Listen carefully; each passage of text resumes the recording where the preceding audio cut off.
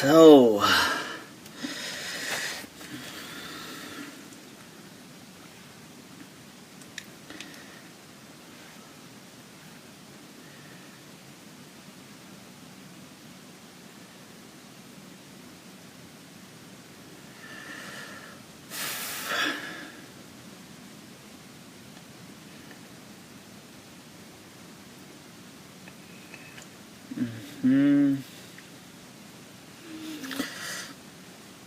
Assalamu alaikum wa rahmatullahi ta'ala. Saqib. Alright, personal trainers in the house. Ustad Ahmed Sadiq.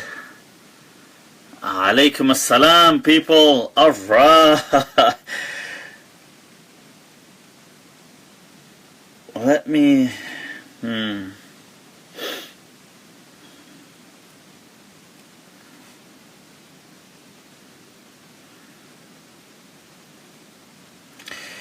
Right, so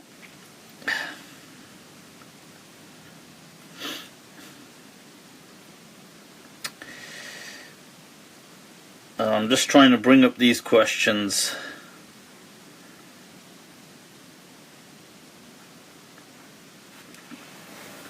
Right, so إن الحمد لله وكفاه والصلاة والسلام على رسوله المصطفى وعلى عباده الذين ارتضى ومن بهداهم اهتدى وبآثار أهل المدينة اقتفى وبعد السلام الله عليكم ورحمة تعالى وبركاته. Alright, people, regarding the timing, I have a whole different time set going on in my mind. It never really correlates with reality. So I don't know whether it's super optimism or it's just nevertheless I'm not even entirely sure if we're going to really be able to pull this off today in the way I wanted to, because another issue was my daughter had drained the battery on the iPad, so I'm not sure if it's going to really last. I've tried to put it on charge, and you can imagine the complexities in trying to then balance out an iPad. God damn. Anyway, let's take a look at some of these. Right, the backdrop to this is a lot of people have been asking for, like, they've expressed an interest in wishing to become part of the school of Medina. Okay, the Maliki Madhhab. So in line with that, a few people have they've asked for a while. They've said, look, now that I want to become Maliki, I want to be part of this school of Medina. First of all, what does that even mean, being part of this? And one of the most salient apparent phenomenon that come to mind is the prayer. So how would I pray? Why? How is it different? So we had put together a prayer video, a salah video, which you can find now on Facebook and YouTube. So we enact in it.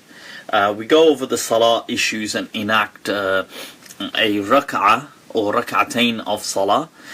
We give some definitions, touch upon some differences of opinion, and then also cover some subsequent related matters like sujood al-sahw, matters relating to the awrah, matters relating to some intricacies of salah. So we discuss all of that in the video. It's under an hour. It's probably about 50 minutes, I think. If you haven't seen it and you take an interest in these things, then definitely do take that time out and do see that. It's definitely going to be of some interest to you. In line with that, I do also want to prepare a kind of beginner's kit, if you like, for people who wish to embark upon the school of Medina, this journey to discovering the school of Medina. So what does that mean? It's Monday. It's not quite Monday, but so what So in line with that, I would like to, inshallah, prepare certain resources, make them available for people. But I think in following up from this Salah video, I'll take some questions. I'll answer them today. People have already submitted some questions, and I'll answer them. I get that it's late, so a lot of people might not want to, or in this part anyway, log in. But at least I'll have an opportunity to have some answers. Before doing that, I'd also like to answer, what is a madhhab? Okay, what is this, when we say School of Medina, or when we say these things, what does that mean? Because there's a lot of talk recently about stuff like this. Now, I have done certain videos on this in the past. Now, we have to understand, a madhhab is a perspective. It's a way of looking at what Islam is saying. When we say Islam, we mean Islam applied. Anything to do with Islam applied, as in it's a practical Islam, that is fiqh. Okay, so fiqh is any aspect that is enacted, or that is not simply a belief. So you have theology, which is to do with what you believe, what we believe. We don't necessarily act on it. So believing Allah is one is not an, I mean, whether technically, I'm just trying to keep it very simple, is not an action. Technically, I mean, I know people might get into this whole thing, is thought an action or not, but I'm not trying to delve that deep right now. I'm just trying to, it ain't that deep, fam. So right now I'm just trying to say, well, look, you've got something at a mental level, and you've got something which is then practiced. So the first pillar of Islam, Shahadatu Allah ilaha illallah, I suppose it has the verbalizing aspect to it, but beyond that, at a belief level, it's abstract. And then you have things which you practice. Now, anything that governs, that looks at, alaykum salam, anything that looks at how we practice anything in Islam is called fiqh. And the things that then pass, the way we interpret and give rulings, this is a school of law, or this is what we call a madhhab or a fiqh. Okay, now you have to understand, in the time of the Prophet ﷺ, differences had already begun. Anybody who tells you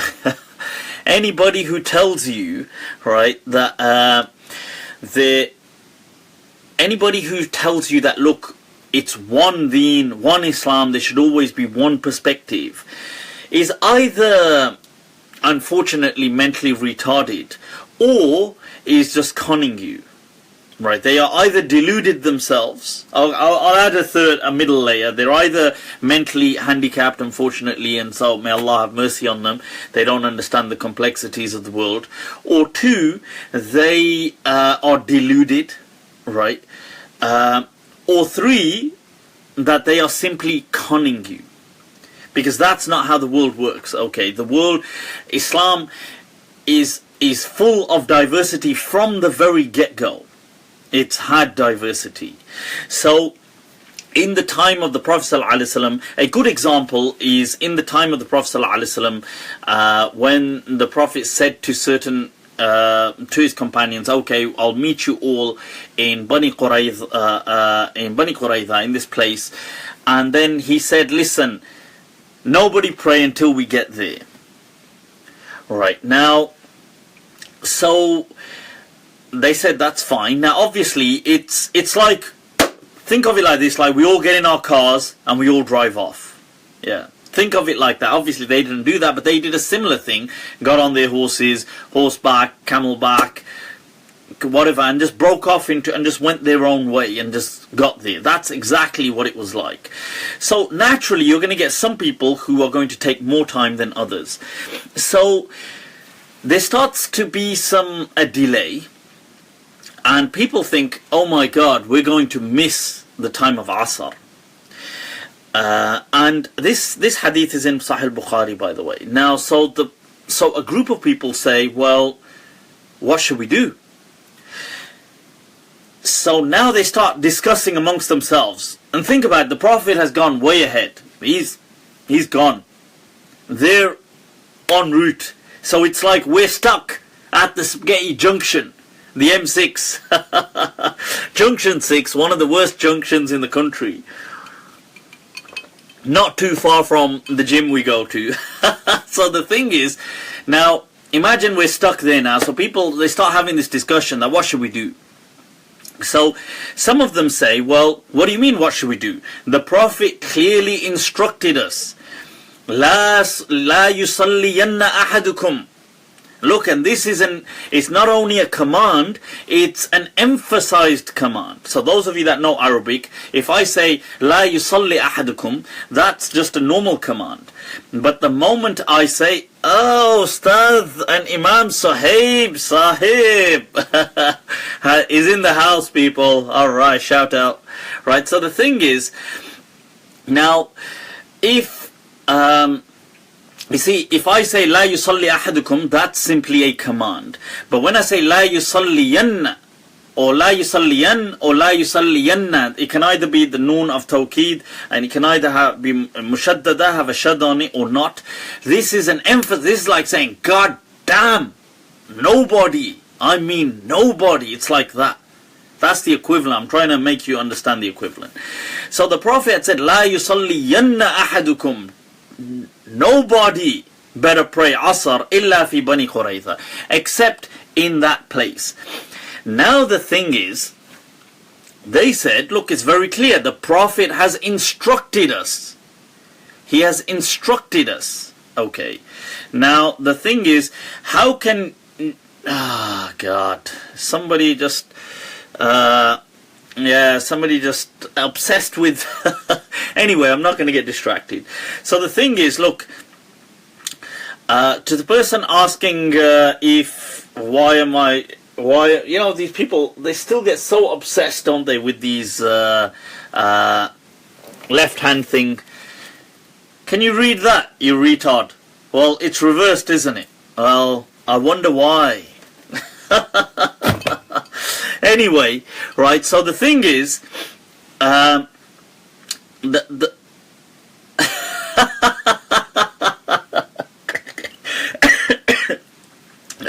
why are all your books backwards? Fear Allah. Right, so that's got to be the best comment of the day, that is. Right, so the thing is now, so imagine you've got a clear hadith from the Prophet ﷺ. Can you go against this hadith? We've got a clear hadith. The Prophet has not only said it, he said it with emphasis. He didn't just say, hey, don't, I don't think you should pray. He said, don't, like with emphasis. So the thing was, well, they said, look, this is very clear. We're going to pray. We don't care if we miss Asr, because the Prophet said, don't pray Asr unless you're in that place. Another group of the companions said, but what were his objectives? They said his objectives weren't that we should miss Asr. His objectives were, he said that, trying to make us hurry up. He said, La yusalliyanna ahadukum salat al-asr illa fi Bani Qurayza. What he meant was, by saying this, he's using religious speak so we can hurry up and we don't take long. Now look at what they were doing. The Prophet had not only given an instruction, he had emphasized the instruction. That La yusalliyanna. But yet, they were going beyond his words. They were saying, nah, but what do you think he really meant? He didn't even mean anything to do with religion. Now let's look at the ta'wil. He didn't even mean anything to do with religion. He just simply used religious rhetoric so we hurry up. Now, so a group of this group, the latter group, prayed. And the former group said, no, the Prophet emphasized, we stop with the word. We do not go into the mean. We do not go into abstraction. We do not go into... Then they get to the destination. They tell the Prophet ﷺ, and the Prophet does not correct nor invalidate another. He doesn't say you were right, you were wrong.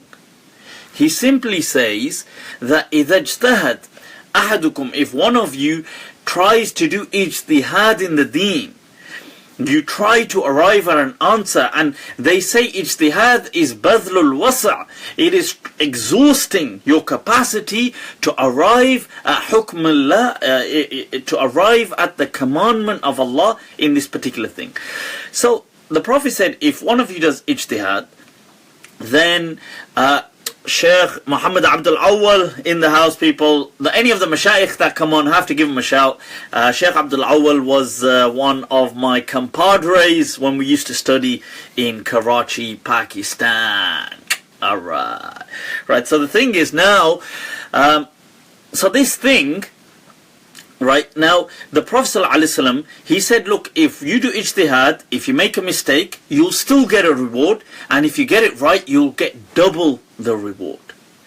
Here ulama disagreed that is a mujtahid, somebody who does ijtihad, ever wrong, or is he always right? And that's a difference of opinion amongst the scholars, but they all agreed that a mujtahid will have will be rewarded in his action.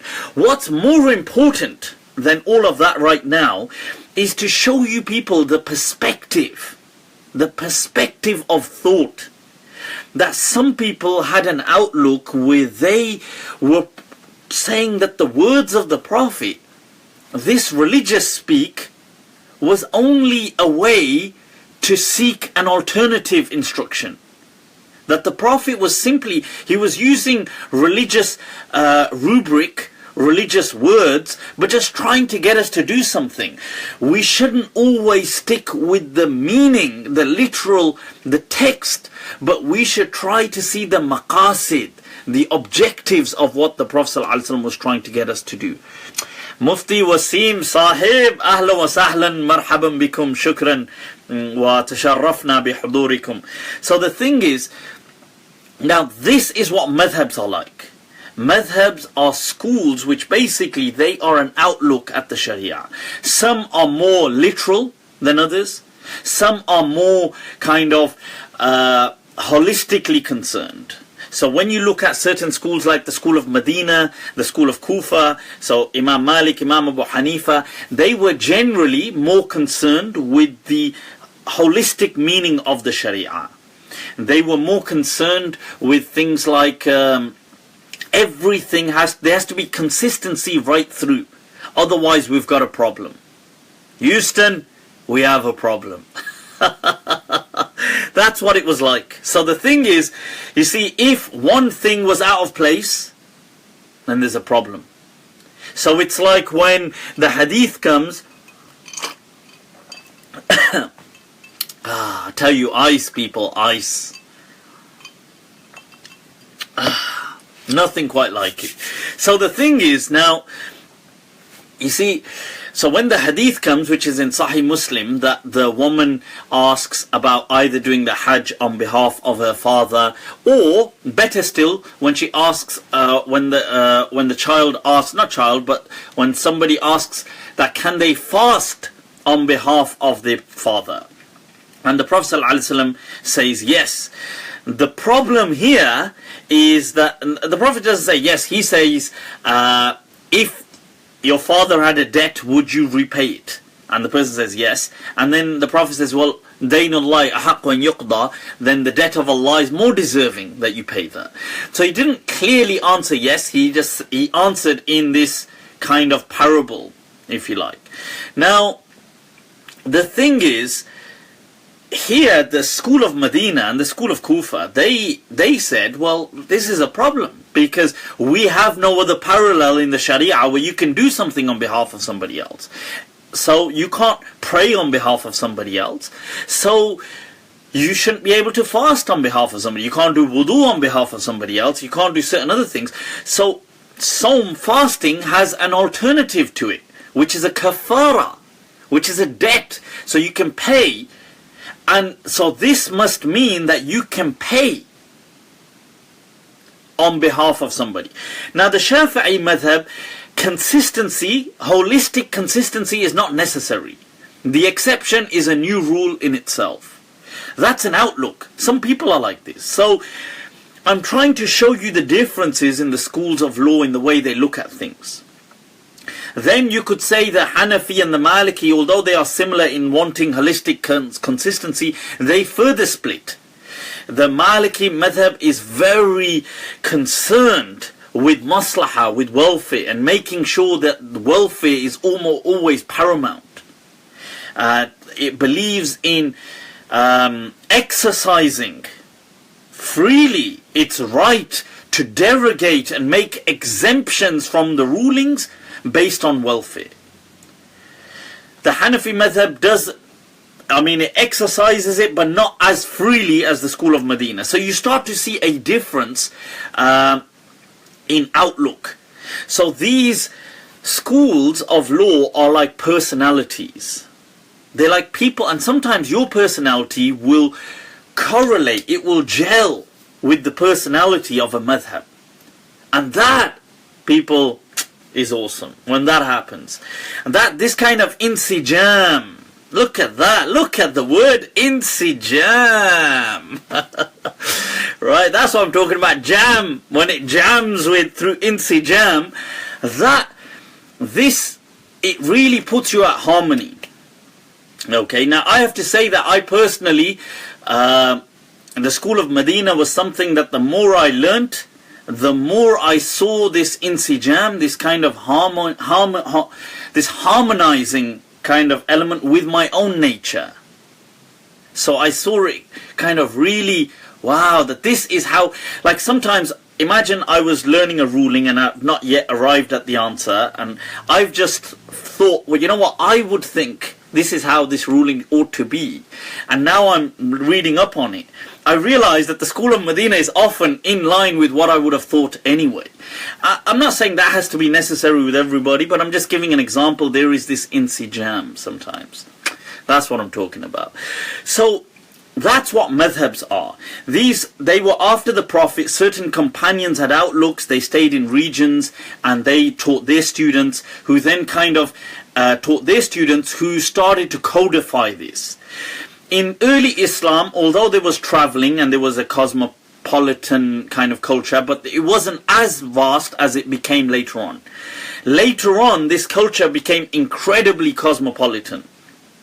So in the early days, it was still easy to recognize madhabs by regions. So the people of Medina had a particular way of looking at things. The people of Iraq had a particular way of looking at things.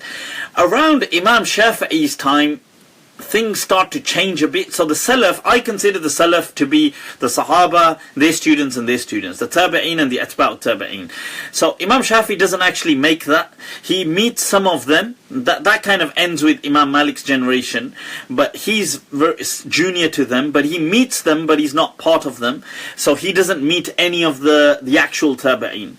Now, the thing is, in Imam Shafi'i's time, so he's born 150 Hijri, he's actually born the year Imam Abu Hanifa passes away.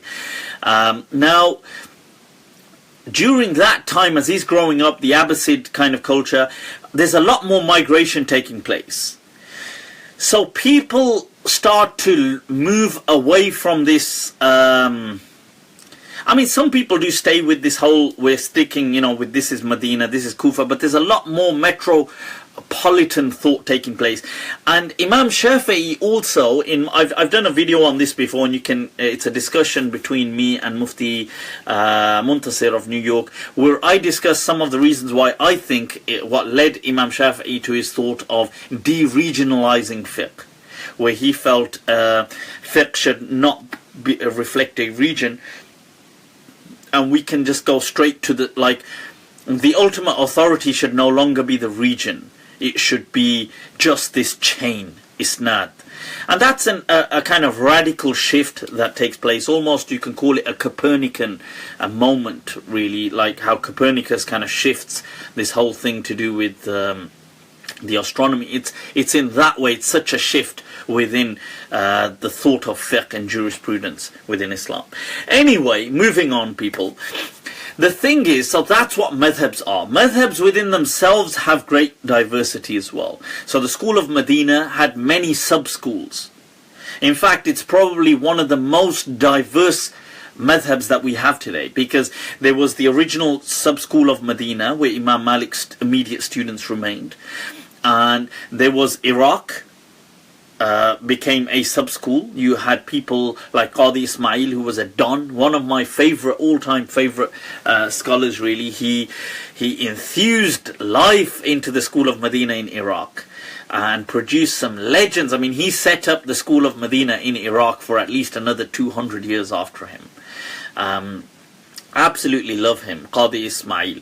Now the thing is, so you have that school of Medina. He has some very peculiar positions in Salah actually, and the Iraqi school does, and him as well. And one of them, and some people have been asking, is about awra, and not covering the awra and stuff like this has nothing to do with Salah, according to the Iraqi Maliki, especially Qadi Ismail, and that it's a separate independent obligation that Muslims have, which is nothing to do with their salah. So if a person even prayed naked, technically his prayer would still be valid, although he may be committing a sin if there were people present and stuff like this. So he had a very different way of looking at things. So you had this kind of sub-school, this Iraqi school. You had the Egyptian sub-school. You had the Maghribis, the Maghariba, and the Andalusis, and the Spanish kind of Muslims. And these were all Maliki sub-schools that had a very different way of looking at things. So you start seeing a lot of the Andalusis were very kind of had this hadithi approach. A lot of the Iraqis had this usuli approach, because they lived with a lot of Hanafis and things like this. And you start to see this whole, but there's this huge respect with each other. They don't diss each other's opinions. Now, so I'm trying to show you this diversity. There's an interesting question here. What is it that makes you have allegiance to one madhab? People have asked, must I follow one madhab? Okay. Now,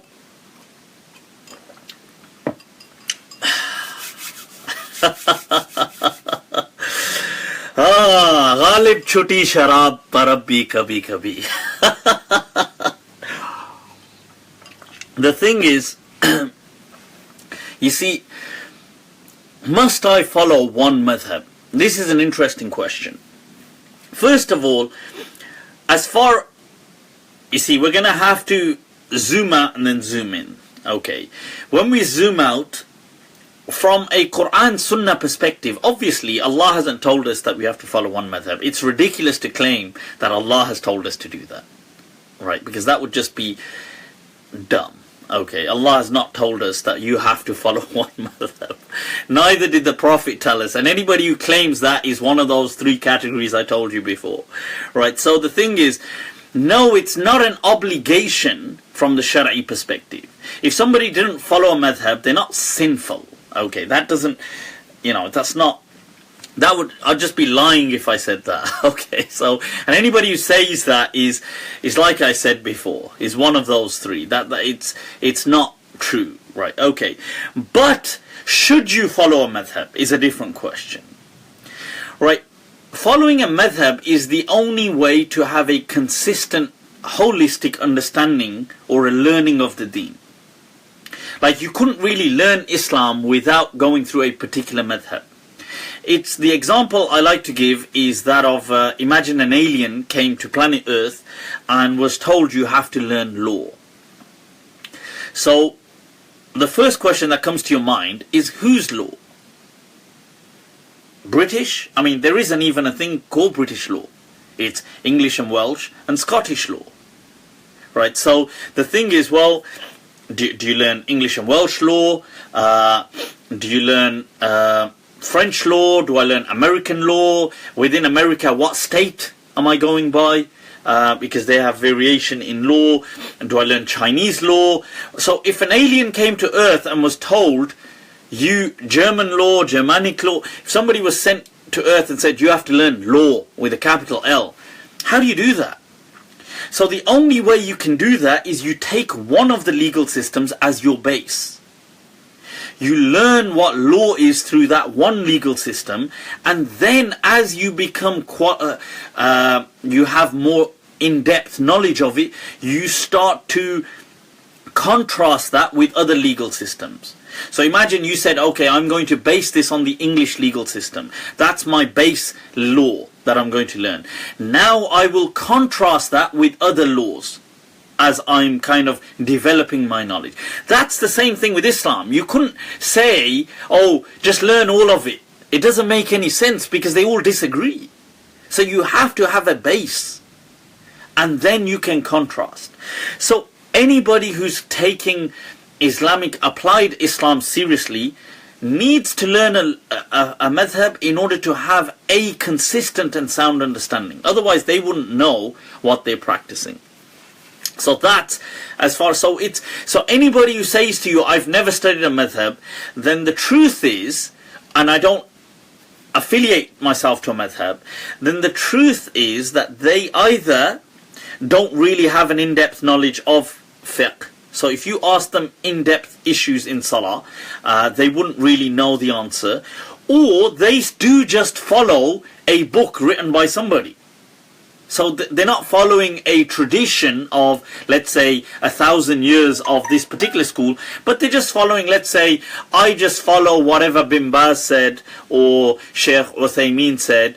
Uthaymeen was pretty much in line with the Hanbali madhhab, but okay, I just follow what Albani said, and that's it. So they're still following, but they have a book, but they just have a book written 20 years ago, as opposed to a book written 1,000 years ago. So it's still, do you understand? But this is nothing to do with sin. I don't believe these people are sinful. That would be silly, and that would be just, attributing lies to Allah. And Allah says, وَلَا تَقُولُوا لِمَا تَصِفُ أَلْسِنَتْكُمُ الْكَذِبَ هَذَا حَلَالٌ وَهَذَا حَرَامٌ. Do not say this is halal, haram, and lie, and attribute lies to Allah. Allah has not said that's haram. So I don't have the right to say that's haram. But it would just mean these people either don't have an in-depth knowledge of stuff, or they too are just following somebody without accepting the name. So that's how it is. Okay. The other thing is that most now, I want to should I follow a madhhab? Your common Muslim out there, who is not regular Muslim, who is not really, if we want to use the word practicing, he doesn't usually pray. He might do an odd Jummah, prays Eid, fasts his Ramadan, or she fasts her Ramadan. That kind of has respect for Islam. That Muslim is of two types. Okay, one type is the one that never really will gain an in-depth, they're not too interested in the details of Islam, right? They're interested in just the ritual aspect of Islam. So for example, the rites of passage, like if I was to get married, I would want a Qari Sahib to come and read the nikah. If I had a child, I'd want somebody to come and bless the child. If whatever that means. But if I was going through a talaq, I'd want to know, okay, how do I do this? If somebody died, I'd want somebody to come and read the janazah. That kind of stuff. In my life, when I grow older, I don't mind doing Hajj. I fast Ramadan, and I pray my Taraweeh sometimes. That kind of Muslim, who at a mental level, I mean that's the majority of Muslims, but I mean but the one at a mental level who finds himself, and I'm not saying this to diss them, I'm just saying this as a descriptive data, who finds themselves disinterested in the kind of intellectual offerings of the religion. Like they're not interested in religion at an intellectual level. They see religion just for ceremonies and rituals. For these people, madhabs are irrelevant. They carry no bearing. These people do not need to follow madhab. They do not need to claim allegiance to a madhab. They do not need to do anything like it's okay for them that whenever they need a ceremony, they will just reach out to whoever is available. So, whoever man kana fi mutanawil al-aidi, that's it. I'm just going to reach out to that person, whoever is within reach, and I will say, Ya Sheikh, law samaht, if you can come here and help read this nikah for me, or if you can, that kind of person who occasionally seeks, like I said before, redemption because they're guilty of sins and whatever. These people do not need a madhab. They don't even really need to be told that you happen to pray according to the Hanafi madhab, because they will pray according to some madhab, because you have to pray according to some. But they don't even really need to know that, because it makes no difference to them. In fact, many of these Muslims will feel uncomfortable if you tell them you belong to something called a madhab, because they think you will be recruiting them into some kind of a sect. So they will feel very uncomfortable with that thought. So for these people, they do not need a madhab, and you do not need to impose a madhab on them. Okay. You can make life as easy as possible for them, or if they want to be as difficult, they can go whichever way they want. Right, now, the other thing, then there's a group amongst, that's a band or within this spectrum of regular Muslims. Then there's another band within this spectrum of Muslims who don't really pray, who don't really do things. I mean, they do one-off kind of prayer, but they have an interest in what the religion has to offer at an intellectual level. Like, they are fascinated. They want, they find it this kind of engagement that they want to know. They may not pray 5 times a day. They may be trying. They may like to want to pray 5 times a day, but they are also interested right.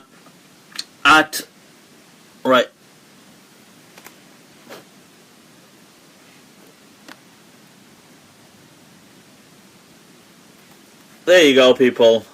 Blocked him. Right, so the thing is, now,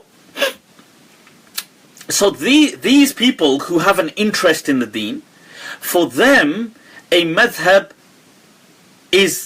can be important. I mean, it can play an important role. It gives them that they can have an allegiance to a madhab.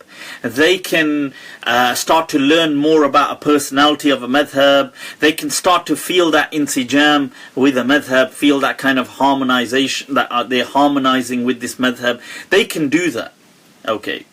So, for these people to claim that, for them to say, I am Maliki, I belong to the school of Medina, I am Hanafi, that's all cool. And to tell them that's fine. That this category of people. What then makes them part of that madhab? One is, okay, that their choice. Maybe it's their choice. Maybe it's the fact they naturally grew up in that family. But most importantly, what makes any of us part of any madhab is our own self-pledged allegiance to a particular school. That's all it is. So when we say, like if somebody said, look, I belong to I support a particular football group. I don't watch any sport, so I'm not going to really give any examples. I don't know who's who in the football world. But the thing is, if somebody said, I support this team, let's say in Birmingham there's a team called Aston Villa. Now if somebody said, I support Aston Villa, what does that mean? Does that mean that they must have watched every sport, must go to all of their things? Does it mean they must play like the way they play? Does it mean they become clones of these people? Or does it just mean that they have this passion and allegiance that they have pledged? So that's what, that's in essence what it really is. It doesn't mean you become a clone. It means you have this allegiance with. So when somebody says, look, I'm with the school of Medina, or I'm a Hanafi, or I'm a this, that's their pledged allegiance. If they decide to disagree on on a number of issues, a handful of issues, it's no big deal. This is still, as somebody asked me, oh, I'm Hanafi, but I want to do this in this way, or I'm Maliki, I want to do this in this way. Can I do this? I said, hell yeah, you can. The deen of Allah is incredibly vast. And more vast than that is Allah's mercy. So let's not try to constrain. It's like that Bedouin said to the Prophet ﷺ, may Allah have mercy on you, to the Prophet, and on me, and wala yarham and nobody else. And the Prophet said, laqad dayyaqta wasi'an. There's something so incredibly vast and you've tried to constrict it. And yes, previously, right, okay, I'm sorry, the sport team analogy probably didn't get, I don't know if it gave, okay, what about nationalism? Nationalism may be identity because you pledge an allegiance to a particular, maybe, I don't know, I mean, you can come up with your own examples, but the point is, when you pledge an allegiance to something, so imagine it could be, like, let's say there's a celebrity that you like. Let's say there's an actor, a famous actor that you like. It doesn't mean you become a clone of that actor. It doesn't mean, or if there's a celebrity, or it could be any celebrity, a sports or a film industry, or I don't know, whoever. It doesn't mean now if that person likes a 7-Up, you have to drink 7-Up. What I'm trying to say is allegiance does not equate to symmetry. Okay. It more equates to passion. So where you place your passion, it's not about you become a clone. People today think, oh, when you're in the Hanafi Madhhab, I've locked him in. I've got him. Got him. It's like, you've got in, now there's no getting out. Just relax, people. Like, I'll give you an example. There'll be something like a fiqh book, like let's say, I don't know, a fiqh book may contain something like 40,000 masail in there, like an expansive one. Let's say 40 to 50,000 masail, even if you cover 10,000 masail within fiqh. So you disagreed on 5, so you disagreed on 10, so you disagreed on 20. That's negligible. I mean, you concurred on over, 9,990. I mean, what? That's, so my point is that it's not symmetry. People think that submission is symmetry, that you become a clone and you just reflect entirely. No, you bring something, you can choose on little issues. Anyway, so I wanted to get that out the way, to clarify that yes, you can,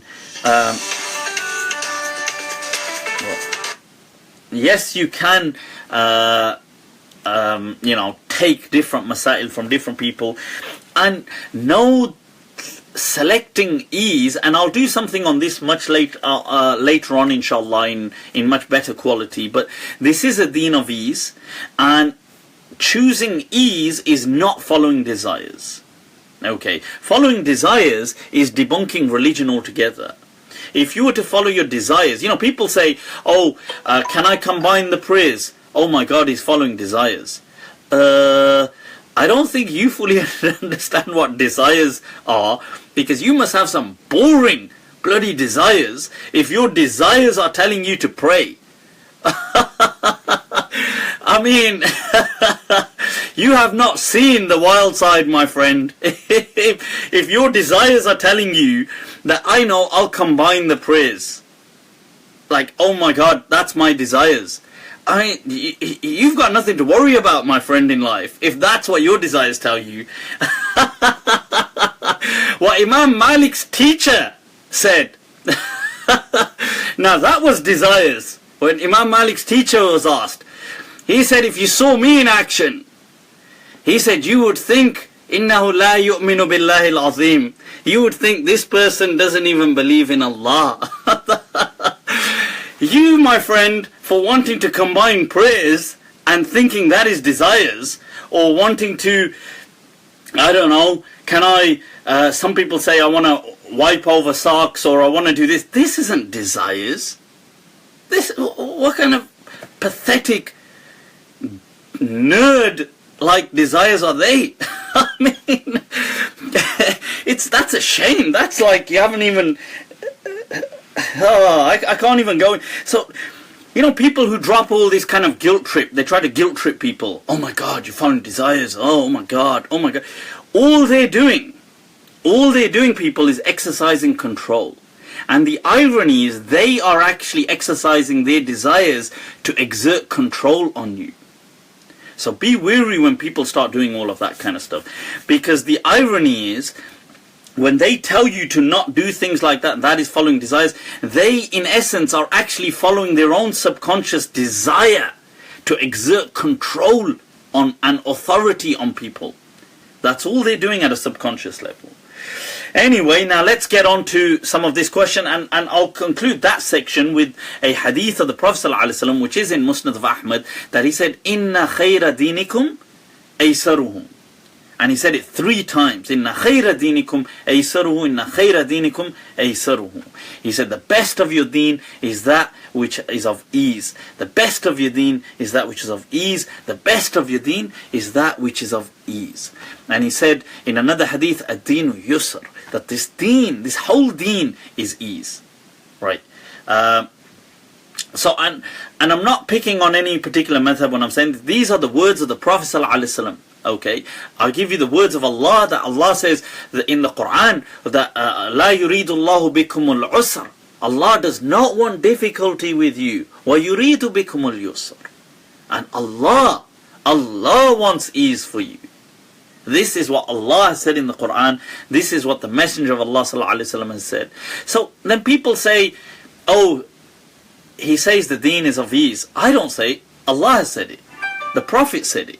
They say, oh, but if it's of ease, then I don't want to pray. You know, the problem is people, they take the argument ad absurdum. Like, oh, then I don't want to pray, then I don't want to pray, then I don't want to pray. Look, okay, don't pray. I mean, you're not doing any favor on me by praying. But secondly, the thing is, really, out of all of your day, what is that not ease? You know, rak'atain, 2 rak'at of subah, is that really that? 4 rak'at mandatory prayers of dhuhr, is that really so I mean, what is it? Because this is obviously, naturally, ease is assessed within reason, I get that, but that is ease.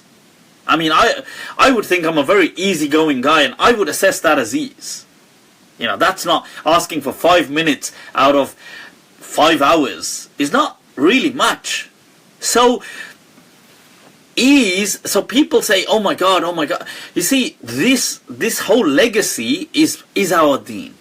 So when you find something based on maslahah, when I gave these, sometimes I've given fatwa, people have asked me about certain things, combining prayers, and I've given certain rulings, and people flip. I've only given rulings what scholars within Islam have already said from the golden era, from the Salaf. Okay. Right, okay. Can Fajr Salah be done sitting without any reason except feeling lazy? No, it cannot.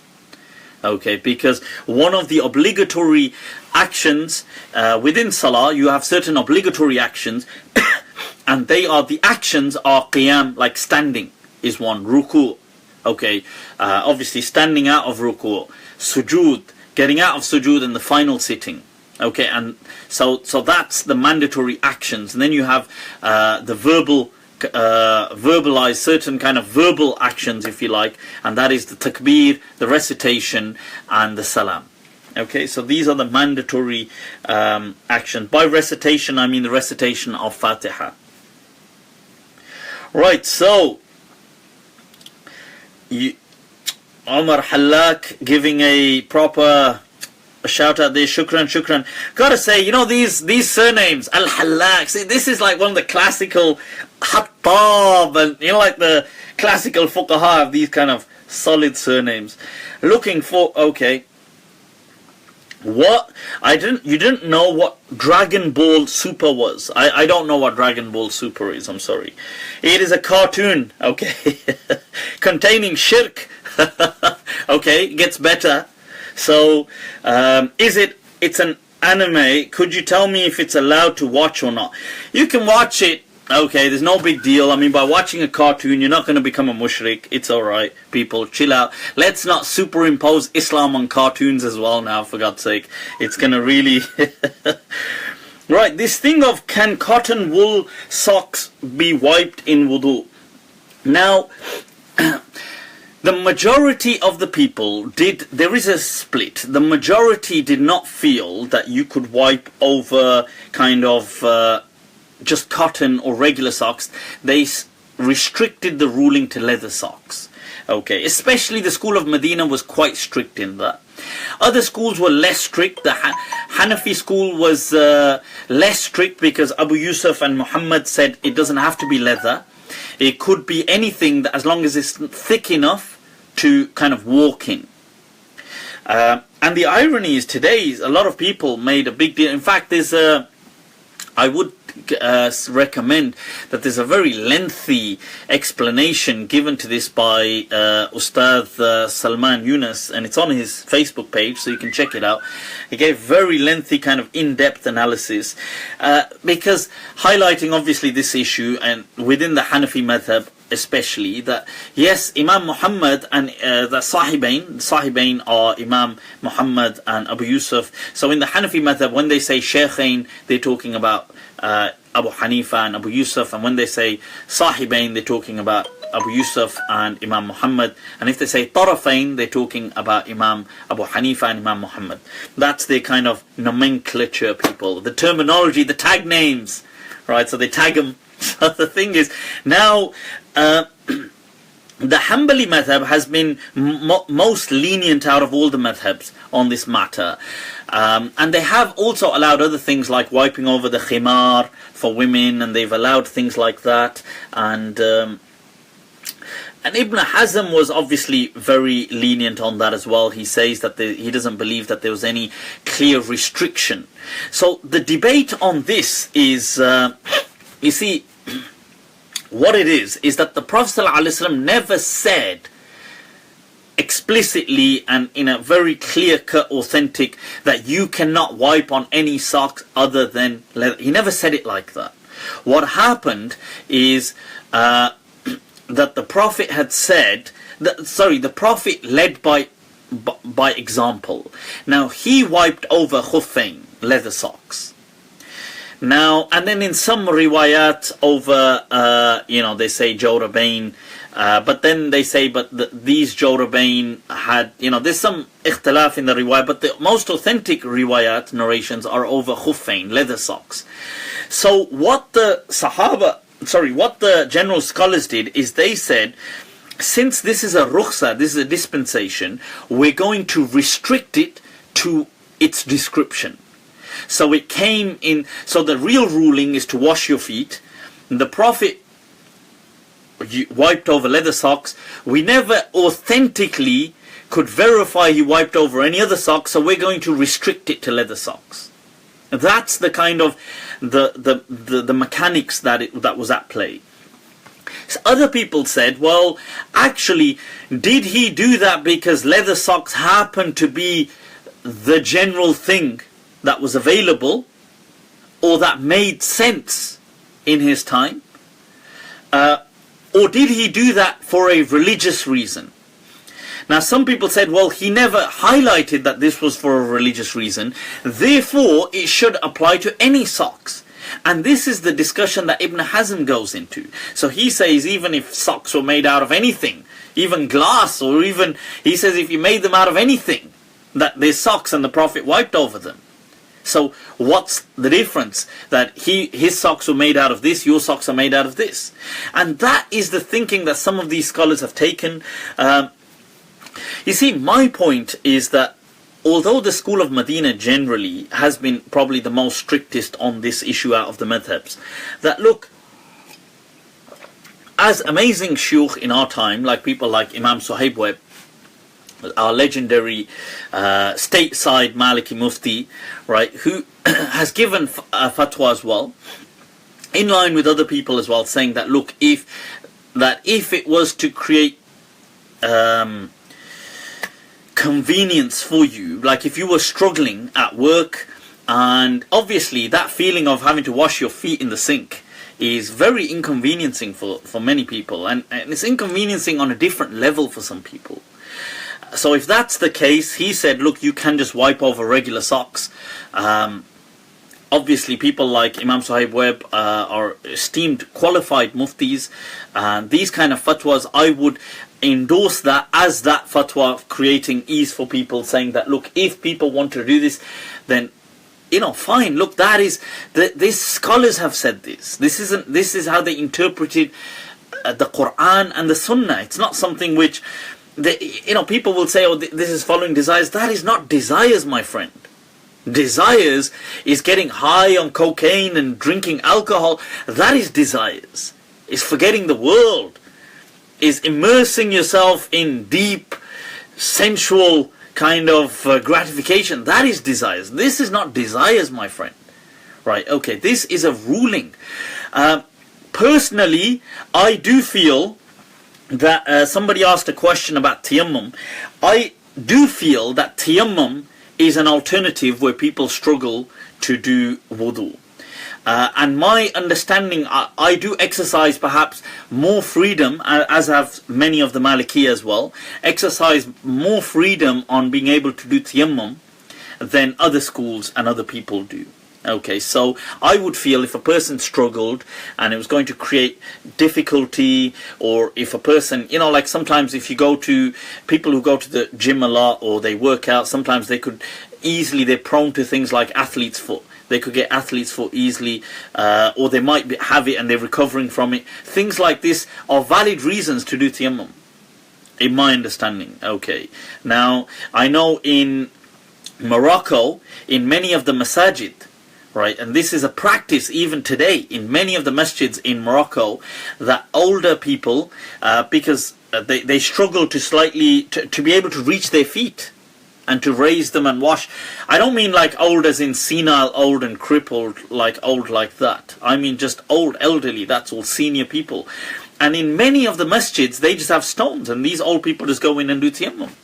And this is a known practice in several of the masjids in Morocco. In fact, I love the fact that in Morocco, almost all masjids, seriously, I totally love this point. Even musallas, you could walk into a masjid in the airport. They all have a stone there to do Tayammum. I totally love that fact. I would actually feel that, look, it is easier to, it is permissible if a person was struggling to do wudu, that they can do Tayammum. But I mean, I also respect other people's views in saying, well, they're not going to resort to things like Tayammum.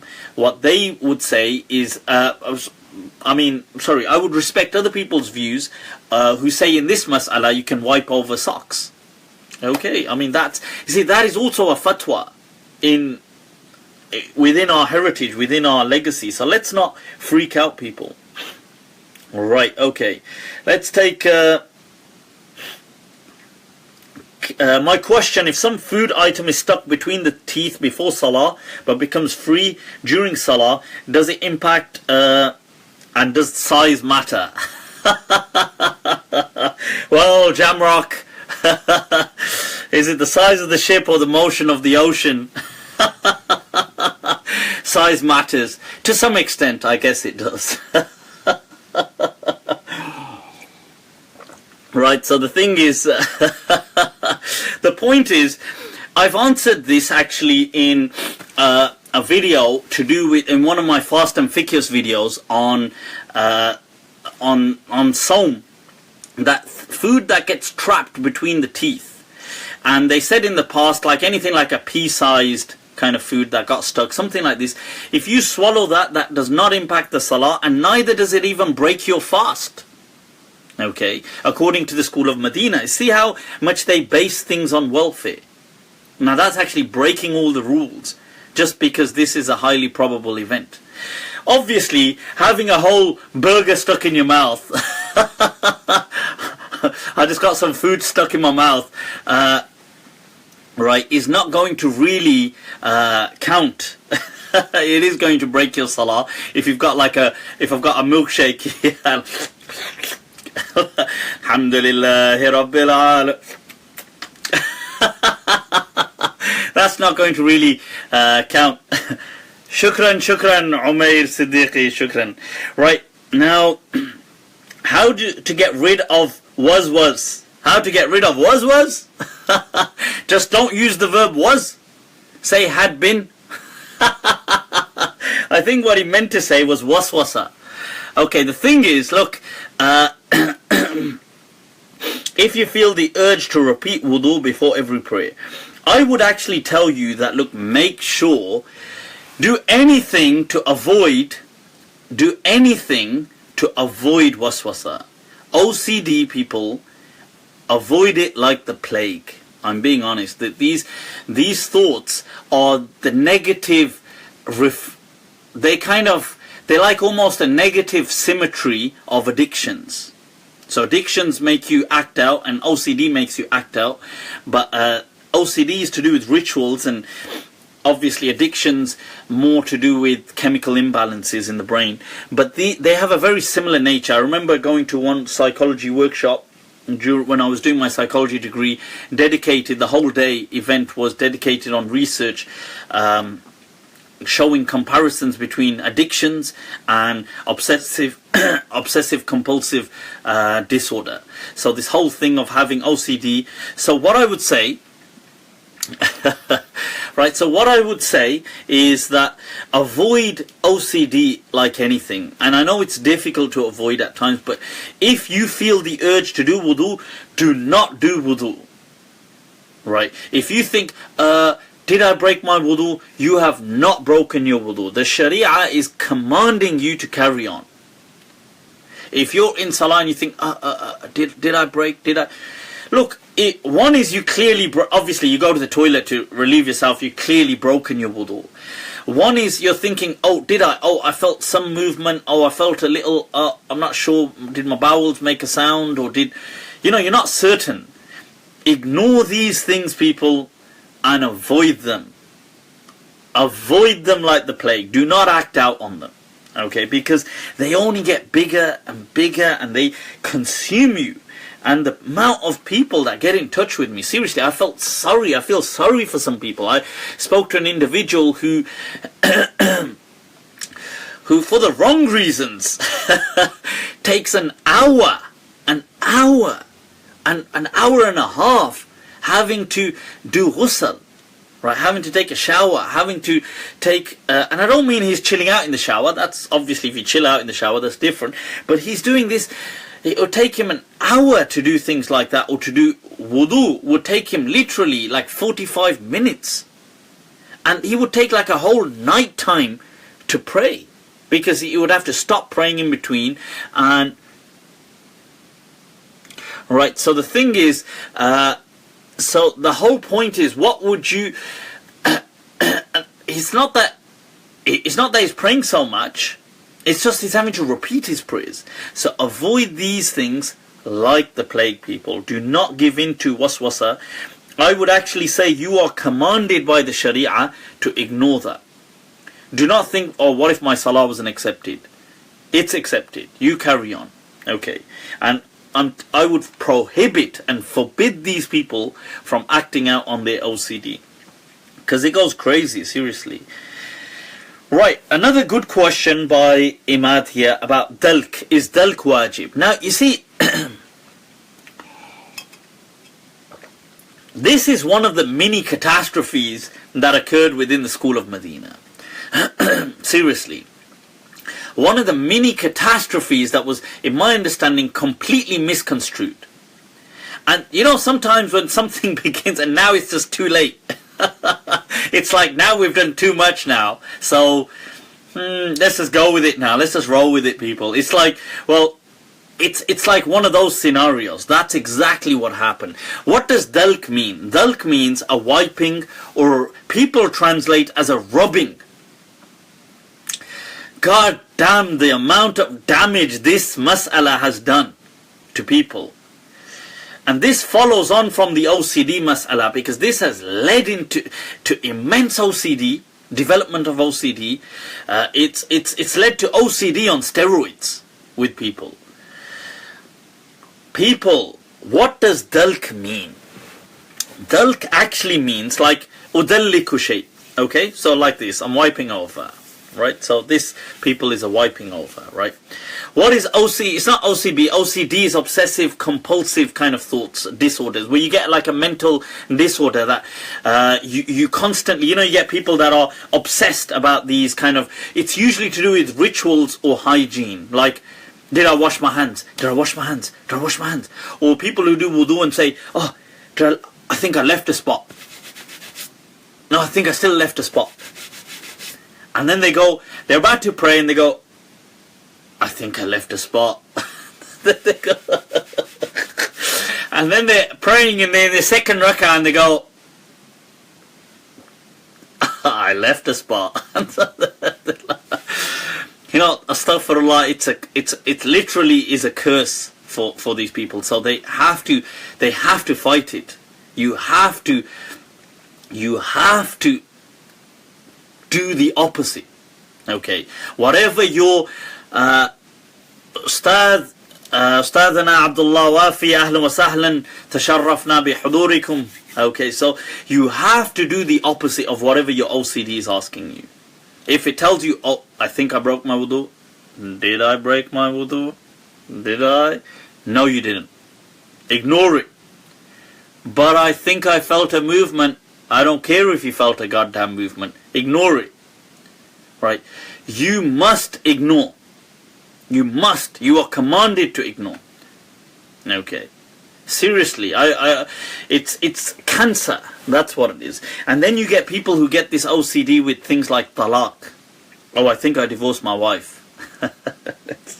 It sounds funny, but it's a nightmare. I'm serious. For these people, they go, but I thought about it. I'm not sure if I said it. I said, but. People, stop it. Stop it. Right? Because the thing is, look, she's married to you, she's your wife, don't worry about it, your nikah is set. Stop thinking, has it broken? Has it broken? Has it broken? For God's sake, the only thing broken is your mentality. You need to fix it. Okay? Stop stressing yourself out. I know some people, unfortunately, they converted to Islam. And they were normal before they converted to Islam. And now they are victims of hyper OCD with their wudu and ghusl, and seriously. Musa saying, my love, I'm not sure if we are together. And then he says, no, we are, definitely. I think. No, don't worry about it. No. Perhaps. No. Then again. You see, now that's the kind of person you would love to make payments to you. If that was the kind of person paying you and they think, you know what, did I really make that payment? Let me make it again. They go, you know what, did I really make that payment though? I don't think I did, And make it again. Then they go to sleep. They wake up in the middle of the night. Did I really make that payment? I would love that person. People, if you're like that, get in touch with me. Right, so the thing is, right, so lahza, some of these questions, let me get through some of these questions. So Dalk is this wiping over. Right, so you wipe over. Now you have to understand, Imam Malik said about Dalk. Now people, this thing turned into a mini catastrophe. And Imam Malik did not mean that. Right, Imam Malik was asked a question, right, about a guy or a girl sitting riverside. No, I'm not saying together like that, but I mean either a person, let me desexualize it, right, so a person is sitting at a riverbed. This is the question that is asked, and they've got their feet paddling in the water. So their feet are in the water. And they're just sitting there. So imagine now this person decides to do wudu. So this person does wudu. But they don't wash their feet. Their feet are in the river. And they just paddle them. They just go like this. And they get up and they go off. So they asked Imam Malik, is that okay? Now you see, Imam Malik here was trying to highlight the importance of a ritual. And he said, look, no. Paddling your feet is not the same as doing wudu. That look, let them wipe over, let them do wudu as you wash your feet. Just get some of the water and wash it over. This gave birth to Dalk. And boy, it had an avalanche effect. Imam Malik was not trying to create this disaster that it turned into. He was simply saying, highlighting the ritual, which makes sense to me. I'm sure it makes sense to many of you. Look, you know, it's like if I was, like, let's say, I don't know, like, let's say this is a shower, I've got the shower on now. And I'm not in the shower, but I'm just leaning, and the shower happens to be washing my arm like this. It's just falling on my arm. And then I say, hey, let's go. I say, hey, did I do wudu on my arm? Now, I would say no.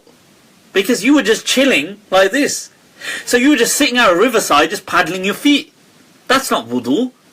So do wudu. Allah says, you know, إِذَا قُمْتُمْ إِلَى الصَّلَاةِ فَاغْسِلُوا وُجُوهَكُمْ وَأَيْدِيَكُمْ إِلَى الْمَرَافِقِ. You know, so the thing is, look, Allah is saying do these things. وَأَرْجُلَكُمْ, and your feet, wash your feet. So just wash them. So, you see, now I understand what Imam Malik had said was that so people said, okay, there's a difference between the verb ghamasa in Arabic, ghamasa yaghmis, to kind of just dip in, or to paddle, to kind of dip, immerse your feet or your body part into water, and between ghasala and to wash. So what's the difference? So if I asked you, for example, imagine this was a cloth, or imagine I've got to wash this blanket now. So somebody says, can you wash this for me? So I say, yeah, look here, here's some water, and I put it in the water and I take it out and I go, there you go. Now the person's going to say, bro, I asked you if you could wash that, please. You see, so what Imam Malik was saying is that people make a distinction between just an immersion and between a washing. So when you're going to wash your feet, wash it. Like when you're going to wash this, they mean like wash it with your hands. Don't just immerse it. Now this with your hands, right, that's what Dalk means. But what Imam Malik meant was in a natural way. So what people started to do was they started to understand, Dalk, a rubbing you mean, right? So some people started to rub. I mean, for God's sake, don't rub your hand, like don't rub your body parts like that, like you're bloody burning them. It's not a Chinese burn kind of thing going on here. So the point is, look, this then led to obsessive thoughts. Oh no, I think I missed a bit. I think I missed a bit. Then like, oh, I need to rub for ghusl. Surely I need to rub now for ghusl. And the Malikiyah disagreed amongst themselves on these matters. Right. So some of them just said, so some of them started to count Dalk as a separate thing. And they did this to contrast against some of the other madhabs who said, oh, you can just immerse your feet or immerse your body and that's enough. And that was the Hanafi madhab said it's enough. You know, like the Hanafi madhab said, oh, if you fell into a well and got out, that's it. Wudu's done. So the Malikiyah said, no, the ritual element must be there. So this is what this mas'ala of Dalk was all about. So I would say to people, look, yes, I totally agree and I'm with Imam Malik and I totally endorse that understanding that there is a distinction between immersion and washing. I recognize that distinction. Some people may disagree with me, that's fine. I would say, but keep it natural. You know, when you wash, like when I say to you, wash your face. When you wake up, you wash your face. Do you wash your face by going like this, like, just... No, most people will wipe their face. It's natural. Do you rub the hell out of your face? No, you don't. I mean, okay, most people don't, I think. Right, I don't. But the point is, so, just keep it natural. Don't get obsessive. Don't get... And some of the... Seriously, this has become a mini catastrophe. So I would say, look, avoid any obsessive stuff. When you're taking a shower, the same thing. Dalk, this is just a natural wiping. It's not this obsessive kind of thing. Okay, so just to answer that, is Dalk wajib? Dalk wajib, yes, but in this context, meaning to distinguish it from just immersion, just being immersed, plunging into water and out, washing. So Dalk is wajib so as much as to make the verb washing a real verb. Okay. You know, I swear some people might as well use sandpaper. And the way they... is it okay to take a shower for janaba? Yes, you can take a shower for janaba. Just shower up. And you know, the way the fuqaha have said in the past, look, oh, watch over this, make sure you get between all the, you know, all these parts and you don't miss a part. And look, this is, yes, it is true, but keep it all natural. You have to remember the people who embraced Islam in the Prophet's time. The Prophet told them, hey, go do ghusl, wash, ightasil. Take this, he said to them, you know, take this bucket of water. You know, he said to them, take hada, you know, khud hada dhanub min al-ma' waghtasil. And they would go and they would just, they wouldn't get obsessive about like, oh, and let me do this, and oh, but I think I missed a bit, and I think I did this, and look, just wash naturally. How do you think the Sahaba used to do it? They weren't like spending an hour under showers. I mean, they didn't even have that kind of water available. They just did a natural. Do you know, let me tell you something. Do you know what the Prophet ﷺ used to do ghusl out of? Right, out of a sa', which is a measurement, a scale. This people, you know, if you put both hands together, this people is approximately what the scale a mud was called. Okay, a mud. That's one mud. Right, they say that the Prophet ﷺ would do wudu with a mud amount of water. Now, how's that? How about that? How about that? So the thing is, look, seriously, that's what the Prophet, and we would, like, think about it, that's what we throw on our face. That mud. And 4 or maximum 5 of these is what makes 1 sa'. Right, 5 of these, maybe tops. What is that going to be? What, a litre? Most 1.5 litres? What is it going to be really? That's it. 4, some people said 5. That's what the Prophet would use for ghusl. A sa'. You do his whole ghusl with that. Now tell me, how the hell are you going to get this obsessive kind of thing? Because it wasn't obsessive. It was just natural. Look, just throw water over yourself. You're under the shower. Just wash. The main thing is you've washed. Alhamdulillah. Praise Allah. All is done. Right? So you don't need to be... And I would actually advise people to avoid being obsessive. Can you delay Maghrib Salah if food is served? Yes, you can. And the hadith, the Prophet ﷺ said, إِذَا حَضَرَ الْعَشَاء وَالْعِشَاء فَقَدِّمُوا الْعَشَاء or فَابْدَعُوا بِالْعَشَاء. That begin with food, the hadith said. And according to that, people like Ibn Hazm actually said it was haram. Although I wouldn't go to that extent, because he said the Prophet commanded it. But what I would say is that, look, stream. Not sure what stream means. What do you mean by stream? Can I leave the stream? Right, so the thing is, so you can do that. Maghrib has a time, as Imam Malik said it. I know the Maliki have a difference of opinion, but I go with what Imam Malik says in the Muwatta, his own book, where he says, وَقْتُ الصَّلَاةِ مَا لَمْ تَدْخُلِ الْأُخْرَى. And he says, and the waqt of Maghrib is مَا لَمْ يَغِبِ الشَّفَقِ. As long as Isha hasn't come in, it is still time for Maghrib. Okay, so that's fine.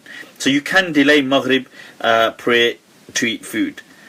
That's fine. Or you can pray and do that, and either ways. Witr and Qunut. Right, sorry, there was a question here. Is the saliva of unbelievers impure? Good question. Right, okay. According to the school of Medina, life necessitates purity. Remember that principle, people.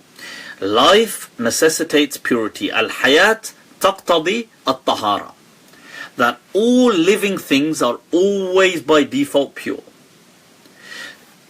that's a principle to remember. Another principle, all things by default are always permissible. Right, so the default categorical ruling for everything is permitted, unless strong compelling evidence can prove otherwise. And all living things are pure. Now, based on this, in the school of Medina, every animal is pure whilst it is alive. It is only the carcass, the dead animal, the cadaver of a dead animal which is deemed impure, but all living animals are pure, including pigs. Now this is going to be surprising to some people, but a living pig is not impure according to the school of Medina, according to Imam Malik, it is not impure. A dog is not impure. I know according to the other schools, so according to the Shafi'i school and the Hanafi school, pigs are impure and dogs are impure as well, according to Imam Shafi'i and I believe Abu Yusuf and some of the Hanafiya, right? So, but the point is, according to the school of Medina, all living things are pure.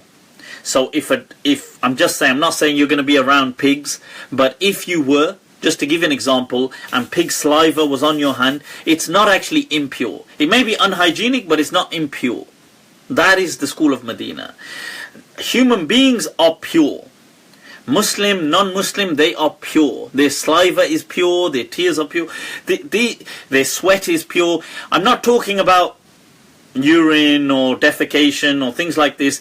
I'm not talking about waste like that, but I'm talking what the body, natural bodily fluids that are produced and excreted.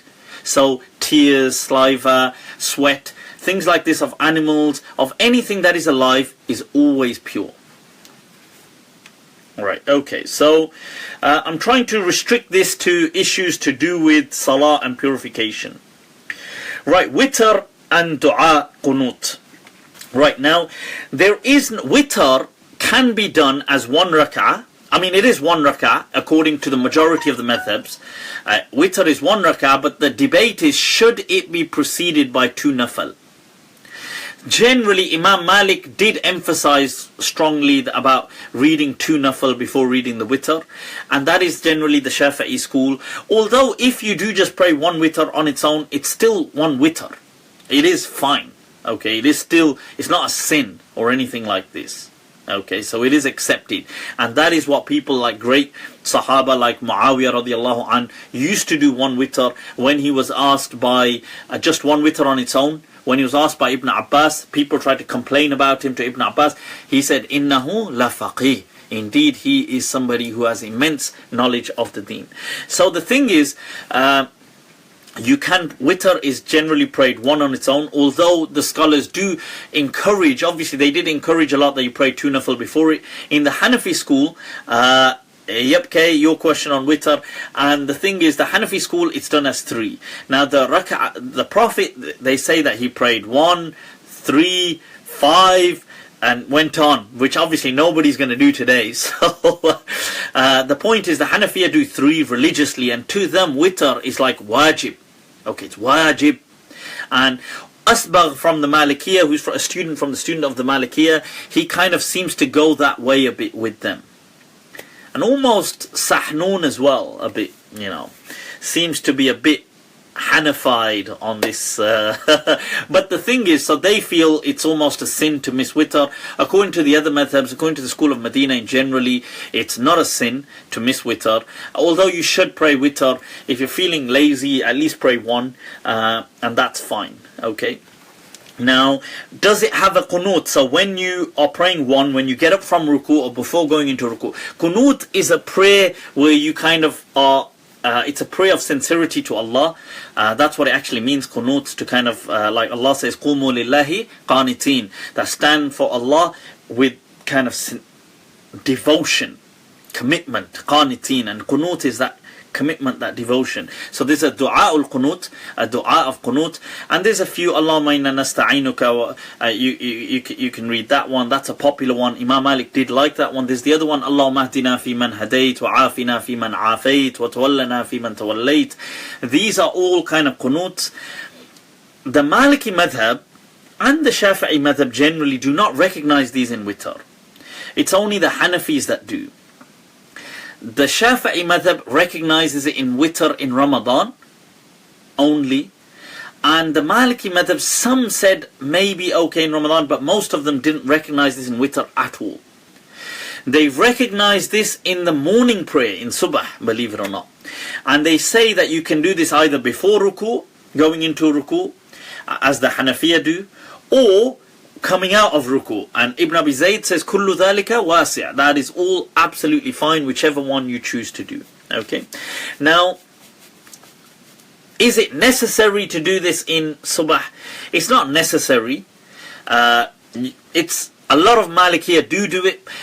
Some people like Yahya ibn Yahya Laythi, the person who transmits from the Muwatta, was adamant that no, you don't do it. And in fact, his masjid in Qurtuba in Cordoba in Muslim Spain traditionally was a mosque that remained on the practice of not doing this. It's up to people. I mean, all of that is permissible. Personally, I don't do that. I mean, I don't do qunut. I mean, I don't mind doing it, but I don't generally do it in subh. The Shafi'i are very strict about doing this in their subh prayer, and they kind of can make a big deal if you miss it out. That I've seen in practice in certain masjids and things like that. Right now, okay. So I hope that answers. Right, could you explain, I've explained the witr, what is the max amount of impurity allowed on clothing when praying?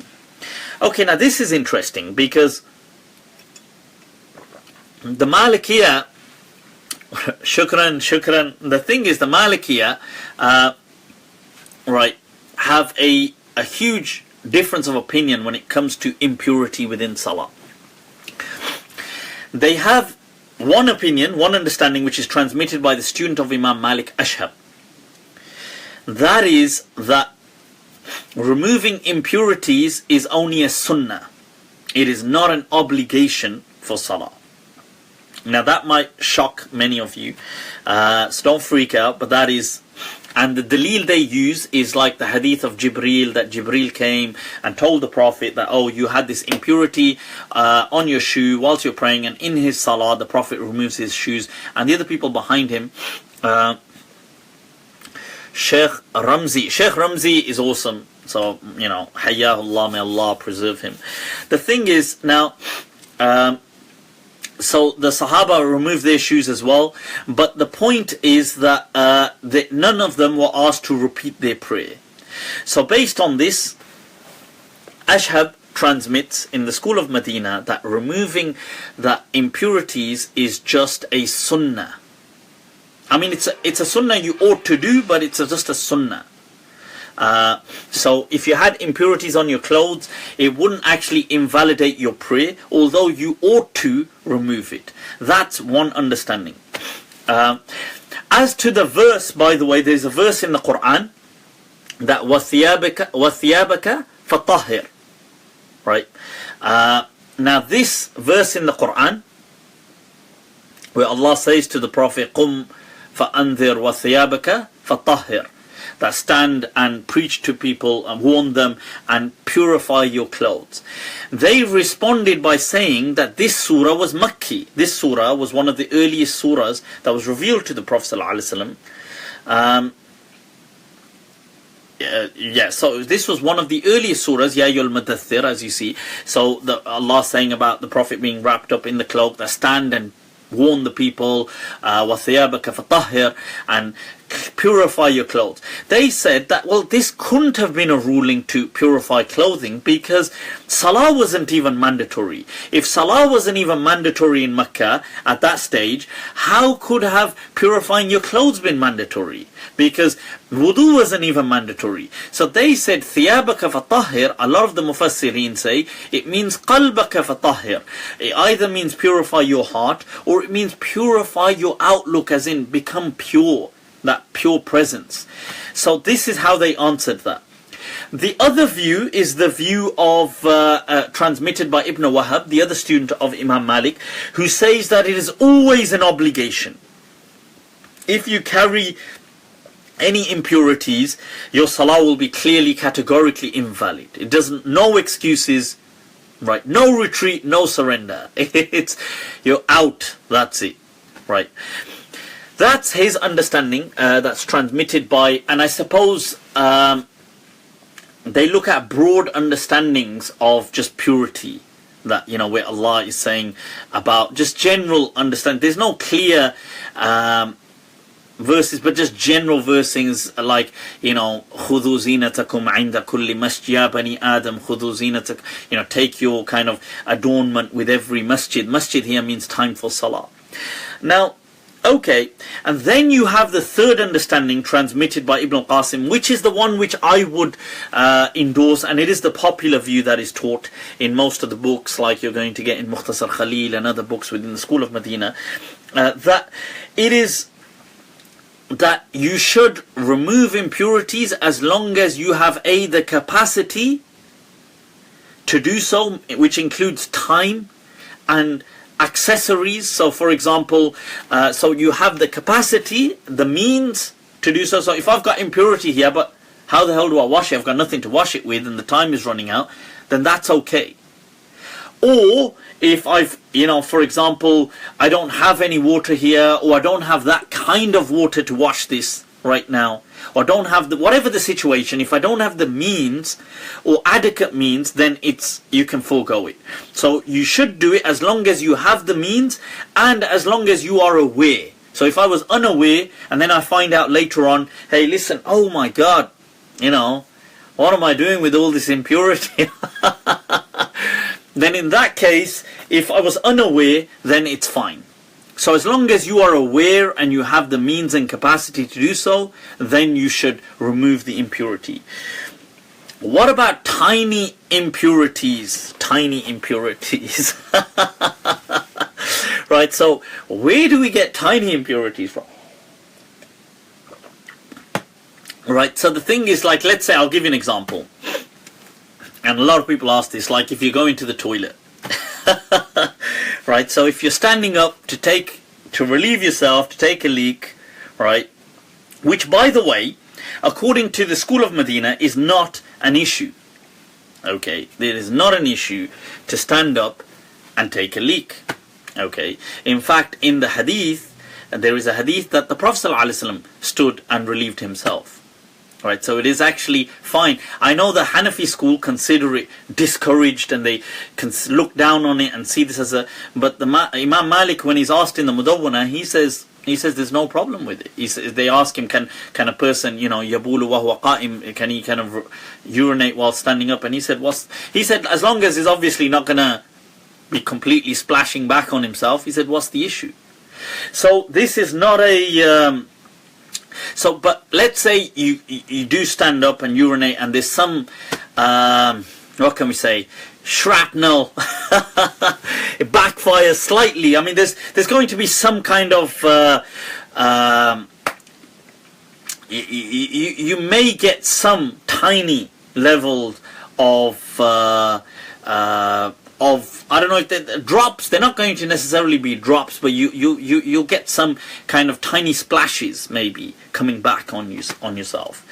This this what you see is this is negligible.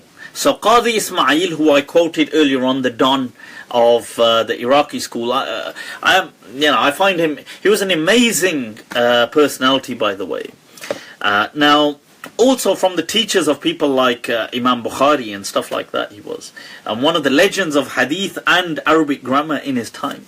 Now, Qadi Ismail's fatwa on this is very clear, which he says that he says ma tatayara minhu, he says whatever kind of like flies back, like you get tiny kind of splashes kind of coming back.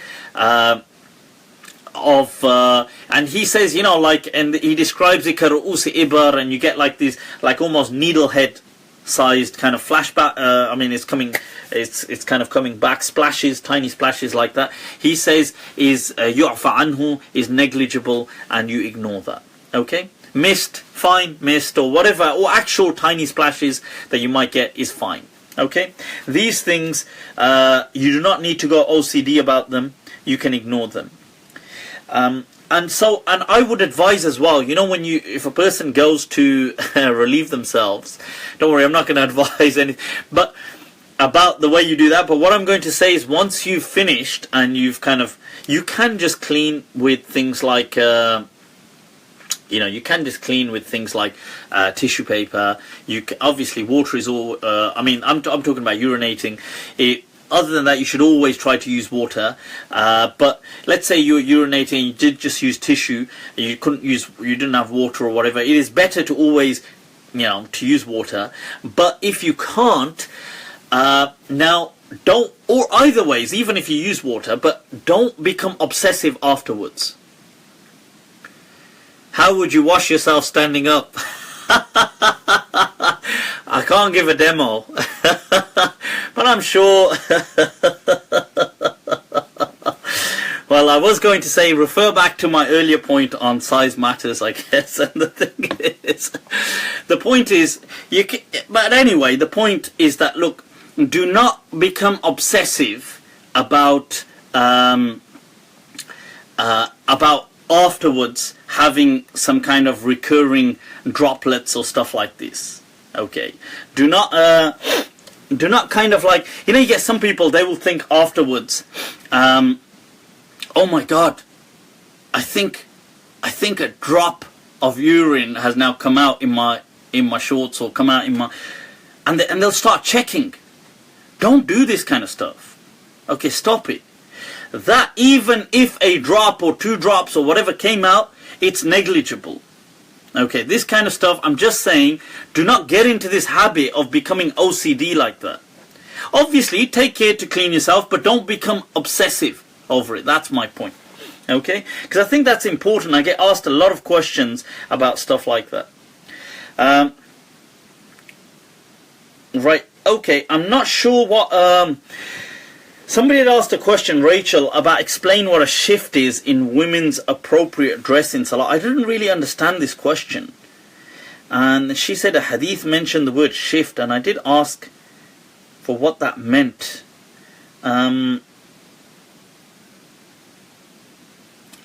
Oh, right, okay, so it's... Right, so what that's talking about is, somebody kind of translated it. So what that's talking about is the garment. So when the Prophet ﷺ... Somebody saying, I know your password. I have multiple passwords on my phone, by the way. Multiple. I have different layers of passwords. To get into something else, you need another password. Right, so the thing is... now... Right, so... It's just, the Prophet was just describing like an outer garment that the women wore, a bit like a kind of like a loose, I don't know, like a loose kind of overdress. I'm not good with the names of dresses and things like that. So I suppose a bit something looking like an outer abaya, I guess, like that, just hangs low and it covers everything. And the Prophet was just saying that, and that's fine. I mean, the main thing is that she's covered. Okay, how many days are we allowed to shorten our prayers for when traveling? Okay, you're allowed to shorten the prayers in the school of Medina for 4 whole days, excluding the day of arrival and day of departure. So 4 whole days in the middle. Right, so that's... okay, if that answers that. From 2.5 weeks at a time. Right, okay, if you're staying away from home 2.5 weeks at a time, then I think, no, you can't shorten for that kind of amount. But if you were traveling in between somewhere on those days, so for example, you're staying somewhere and now one day you've got to travel to another town, you can shorten then. But what you can do is combine, if that's going to create ease for you. Combining does not require the distance. That's only for shortening. What defines traveling in Islam? Okay, now people have said all these things like 48 miles and 80 kilometers or 36 miles or 20 something. In my understanding, what I would say is, look, the Prophet never specified a kind of mileage. The Prophet didn't say that, look, let me chill a little. Right. The Prophet didn't say, look, if you go this many miles or that, then this is going to be, it's going to be, you can shorten, or you're now a traveller, or you're this. they just described some journeys of the Prophet, and they said, oh, when the Prophet traveled between this place to this place, he shortened. So we measured that, and it happened to be arba'at burud, and arba'at burud happens to be this, and they measured it back. One barid is 4 farsakhs, and or 3 farsakhs, and 1 farsakh is this, and that's how they kind of measured it. I would say that, look, whatever is a journey, you do have many traditions from some of the Salaf, Sahaba, who would shorten even if they went on a 3-mile journey. They would go for 3 miles and say it's a journey. I would say, look, what you would call a journey. Like, let's be honest, like, if I was going to drive into the city centre, I wouldn't call that a journey. So, I mean, what would, and I do agree, Ibn Taymiyyah's definition of travel is on point. I agree with that. His Rasail and his point on this, his whole research on this is very good. It's very impressive. The thing is that, look, whatever is a journey, so if I was going from Birmingham to Coventry, I would consider that a journey. Right? It's not 48 miles or 40 whatever miles, but I would consider it a journey. But if I was going from one part of Birmingham to another part of Birmingham, I probably wouldn't consider that a journey. But if you're going from one part of London all the way to the other part, maybe you would consider that a journey. I mean, I hate London traffic anyway, but I'm just saying people probably would consider that. So it comes back to your understanding, okay, of what you would consider a journey. If you don't want to be held by these if you don't want to, it's your call, but if you don't want to make that call, then you can just take these measurements that people have given. People have said, 48 miles, 36 miles, whatever, something like, you can take one of these. Generally a popular one that you find is 48 miles. You can take that, okay. Can I pray in a vest? When you're praying, you can pray in a vest. Yes, that's absolutely fine. The day of departure and day of arrival be prayed full. When I answer that question, no, they can be shortened. So in essence, it's 6 days, but 6. But 2 of these are not whole days. So you've probably got there midday.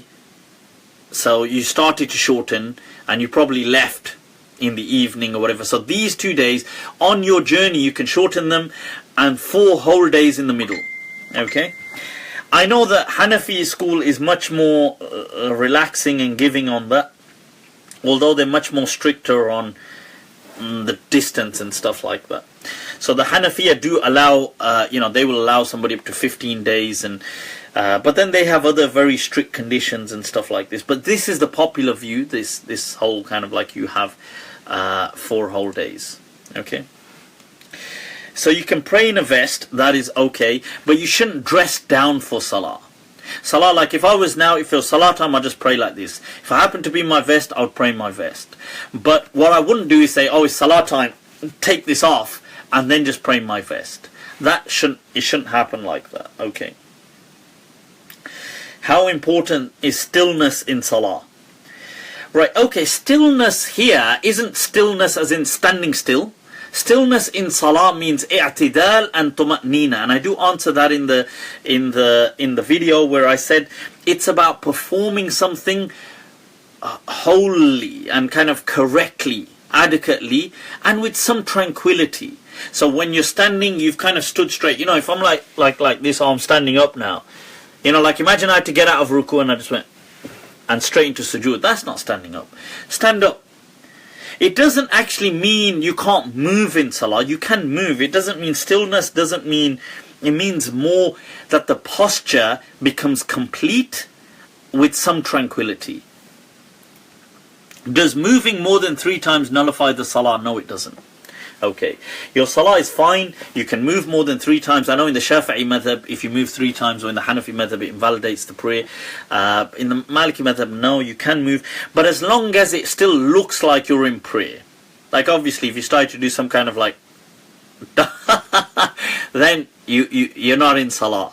But if somebody was to look at you, like if you stepped forward and moved up to fill a gap, and then imagine you moved again, but it was obvious that you are still in Salah, then that's fine.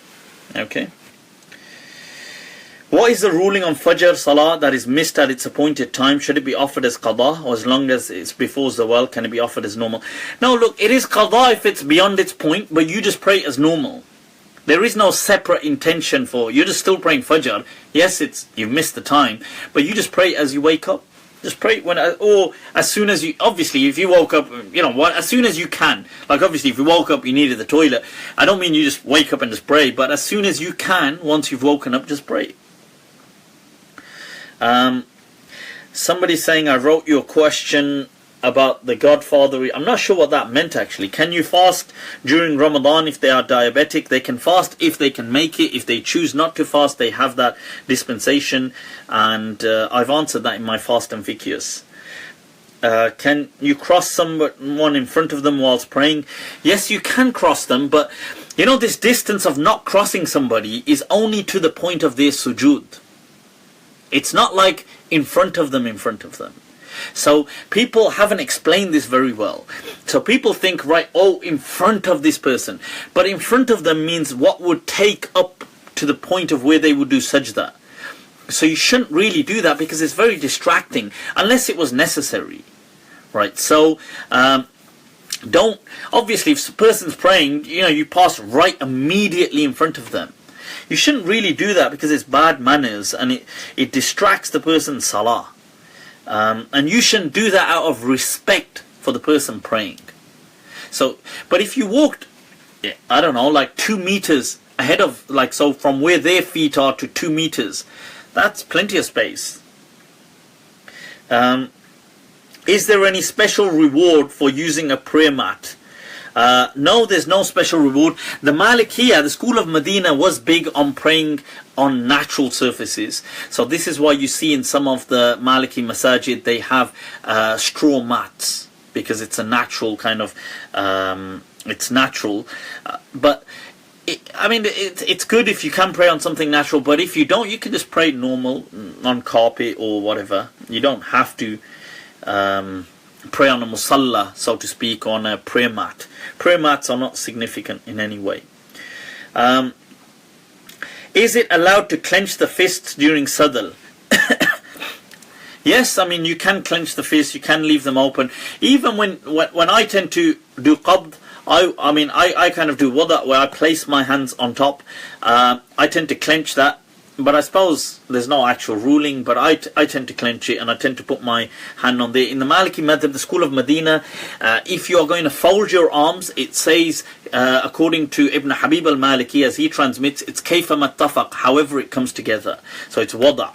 You place your hand on, you can place it in the hadith in Bukhari that the Prophet would place it on his, that it was placed, on the sa'id. So I place, and this is the sa'id, the forearm. You can do qabd, which means to hold. Obviously the Hanafiya do it below the navel. You can do sadl, which is to just let the hands go. If you're going to do sadl, normally it's to hold, you would open the hands. I would advise normally to do that, but if you are kind of like, I don't know, like trembling or something and you needed to close them, I suppose you could periodically close them, but generally the practice is to leave them open. Okay, but it wouldn't invalidate your salah or anything if you did that. Okay, is there salawat and dua after the tahiyyat in the first tashahhud of the other 4 salah other than subh? No, there's no. So you just read at-tahiyyat and then you get up if it's not your final rak'ah. Just like how the Hanafi so somebody's asking, in the tashahhud, is it okay to do the clenched fist with the folded fingers resting on the thigh like the Hanafis would, and move the finger like this, as opposed to the Maliki way, which is like this, a bit trigger happy? Alright. So the thing is, we move it like that, really, the Malikiya, and so as you can see, finger just placed, thumb placed on the middle finger, but the others, they kind of do it this way. Now women would do the same, but if you choose to, if you want to do it the other way, there's no big deal. I mean, in the Maliki Madhhab, some people don't even do that. They don't even move the finger, they just leave the hand So if you want to do it the other way, there's no big deal. This is a minor act within Salah. It's not a highly, strongly emphasized action. Right, somebody asked, why do Raf'ul Yadain? Raf'ul Yadain is raising the hands before ruku and coming out of ruku. I did explain in the video that, you see, when you're going to begin your Salah, the Malikiya usually raise them about there somewhere. So it's not up there like the Hanafis, although there's no big deal, but they just do it naturally. Just do it something like this. And in the Salah, if you're going to do Raf'ul Yadain, it's usually a bit lower. They disagree amongst themselves. Should it be like this or like this? Right, so between Sahnun and Ibn al-Qasim, there's a difference of opinion on how it should be. So you might get some of the people doing it like that. I tend to just, if I do Raf'ul Yadain, so I'll tend to just do it like that. But that's within the Salah. Obviously, to start the Salah is a bit higher. That's all. But it's all about keeping it natural. If you choose not to do the Raf'ul Yadain, that's fine. It's all, it's all from the Sunnah to do it or not to do it. The Maliki Madhhab, School of Medina, is not fussed on these things at all. Somebody said, is sperm from the man impure? Does it make the prayer invalid? This is an interesting question because you see, the Maliki Madhhab generally, there's a difference of opinion. The Maliki Madhhab generally seems to have gone in line with the Hanafi Madhhab in saying it's impure, generally speaking. Although Qurtubi and I think 1-2 other scholars kind of questioned this, and they appear to be more in line with the Shafi'i school in saying that sperm is not impure, it's pure, that by default all naturally excreted kind of fluids are pure unless proven otherwise. That is the Shafi'i Madhhab and the Hanbali Madhhab. My personal understanding is in line with that. I don't consider sperm to be impure. But I mean, the popular understanding within the school of Medina, and that's what kind of Imam Qurtubi kind of leans towards, and some of the Maliki fuqaha have kind of lean towards in their criticism of this mas'ala. But generally, the popular opinion that people go with is that it's impure and you need to wash it. Does it invalidate the prayer? Once again, that will come back to the first thing. I would say generally it wouldn't, in my understanding, because first of all I wouldn't consider it impure anyway, but it would come back to the quantity, because even impurities, small amounts of impurities are negligible. But I mean, unless you've got a in which case, why the hell haven't you washed it? So right, do you have to move your finger during tashahhud? No, you do not have to move it, but it's recommended, and you move it right through till the end. So as soon as you begin at-tahiyyat, right through till the end, assalamu alaikum, that's it. So it's till then. Does the ruling of touching the opposite spouse with opposite sex with desire and the consequent outcome of wudu being invalidated apply to one spouse also? The Maliki Madhhab they say this is to do with desire. So if you were touching in an indulging, sensual, sexual way, and then the wudu would break.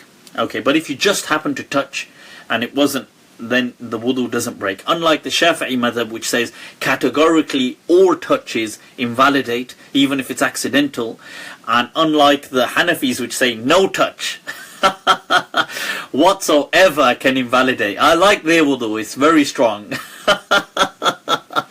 But the Malikiya take a middle, and the reason they do that is because they have the hadith that the Prophet ﷺ said, whosoever touches his private parts, let him repeat his wudu, of the hadith of Busra bint Safwan.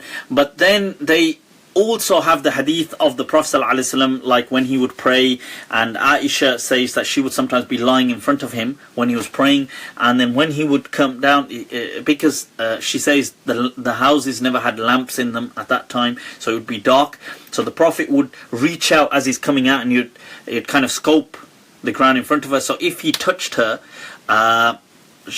she would move her legs and he would do sujood. he would do sajda. So this touch didn't invalidate. Neither in the other hadith that Aisha says she woke up and she was looking for the Prophet, it was dark, so she moves her hands about and she says, and I ended up touching holding onto his foot, and I could tell that he was in sajda. His feet were kind of resting and he was in sajda. So this didn't invalidate the Prophet's prayer in any way. So the Malikiya drew this middle ground of saying it's to do with desire, which makes a lot of sense. If the prayer time is almost finished for a particular prayer and one has no option but to pray around infants, prayer be valid? Of course you can pray around infants. Oh, you mean if they've soiled a nappy?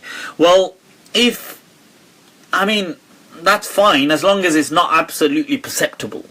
If you've got a nappy right in front of you that you're going to headbutt as you go into sujood, then just remove that. Other than that, it's okay, inshallah.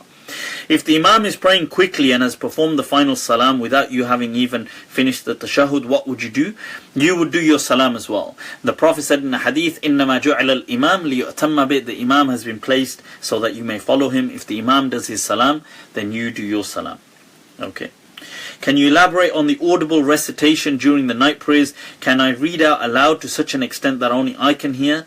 Yes, this thing of reading out aloud, this has unfortunately become another OCD thing. Look, the audibility of salah is fine. I would say, look, don't make it too much of a big deal. Right, if you're reading out, like imagine I was just reading to myself, you can read aloud, like Alhamdulillahi Rabbil Alamin. That's obviously allowed, but I could just be reading like Alhamdulillahi Rabbil Alamin. I know what I'm reading. Like silent would be like this.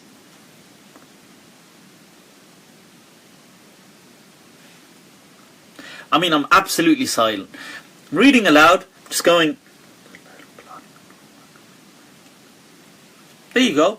I can hear myself, whether it's through the conduction within or through actual audible. That's fine. You don't need to yell. And sometimes you get some people, they'll come and they'll stand next to somebody and they'll start going, Alhamdulillahi Rabbil Alamin. And they're like, my salah will be invalid unless it's loud enough for these people to be disturbed by it. It's not true. Tell us more about the rulings of the traveller. I think I did. Yep. I think, have we finished all the questions? Yep. I think so. Yep, so I believe, people, we've done quite a few questions. Shukran. Let's see, anything else here? When you're following the Imam, do you stop the finger and wait for the Imam to do salam? You can carry on if you want. You can go all the way. If you finish, you can make any other dua. You can ask Allah for anything. Dua, for those who don't speak Arabic, can be in any language. You can just ask Allah for anything. You can say, Ya Allah, really wanted that iPhone. You can ask for anything. It's not, you shouldn't feel embarrassed to ask Allah. I know in the Hanafi Madhhab you can't. The dua in the Hanafi Madhhab have to be from the Quran or Sunnah.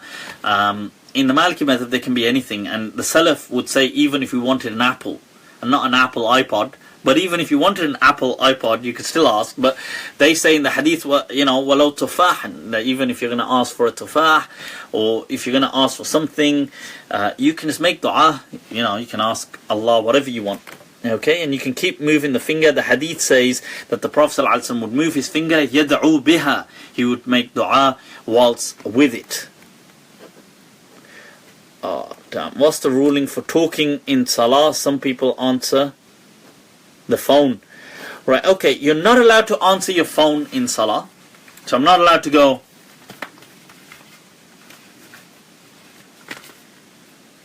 yo, what's up?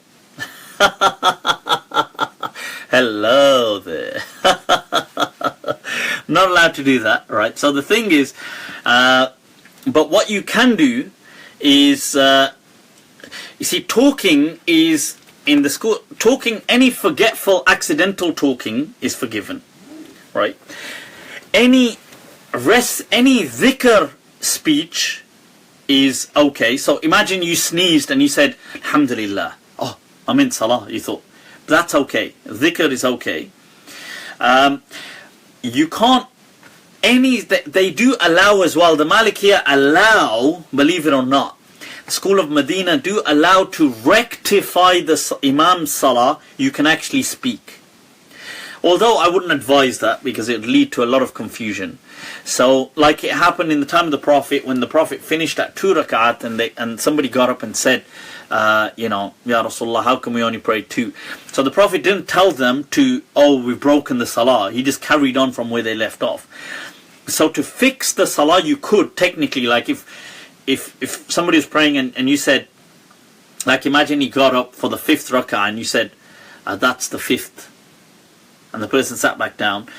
But I would advise just doing like Subhanallah or Allahu Akbar, because saying it in English or saying it in another language or saying something like that's the 5th is going to lead other people to think, oh my God, your salah's broken, because according to their madhab it has broken. It's going to lead to a lot of confusion.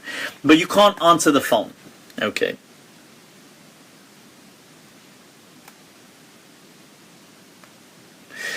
Do I have to pray like the Hanafi Imam in my mosque, or can I pray the Maliki way when we pray in Jama'ah? You can pray however you want. There's no, I mean, they're not actually, okay, right, there's no restriction. I mean, it's not too different. I mean, I know obviously they're probably going to freak out if you do Sadal. They can think you're a Shia, but the thing is, so just be wary, let them know. Right, some people don't move their mouths. Fine, I mean, you know, if somebody's going to say, they're going to pray. However, look, people don't get obsessive. The Prophet wasn't going around checking people, is your mouth moving? Your mouth's moving a bit too much. Is your mouth? You know, some people, they have to move their mouth so much, like, it's like, what the hell are you doing? Some people, you know, just be natural. If for you, it's like, if for you, it's, just be natural. Keep it natural. That is really big in the school of Medina. I heard that there should be some light whilst praying. We shouldn't pray in darkness. Whatever. I mean, that's just for attention. Like, you shouldn't close your eyes when praying because you should focus. I know people think it helps them focus more, but you actually end up daydreaming and going off with your imagination. So if you've got light, yeah, let there be light. But obviously in that time, in the Prophet's time, they never had lighting in their houses, as Aisha radiallahu anha says. She says she couldn't see anything, it was pitch black. The Prophet was praying.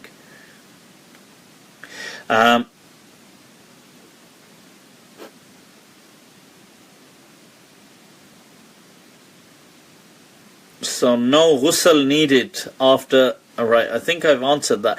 Right, I did answer. Any type of ejaculation or orgasm does require ghusl, okay, ritual kind of washing. So that's for men or women. Is covering of the hair fard or sunnah? Because Aisha's asking a woman, I'm taking it, that's for a woman that you're asking.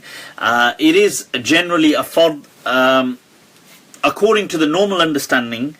I'm not sure whether this question is to do with regular stuff or to do with salah. I assume it's to do with salah. Right, so the general understanding is that it is a fard within salah.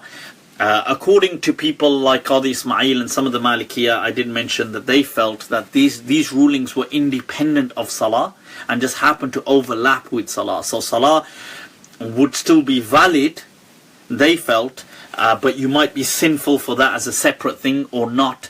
So they answer this hypothetical question: what if a person prayed in the dark on their own but happened to be naked?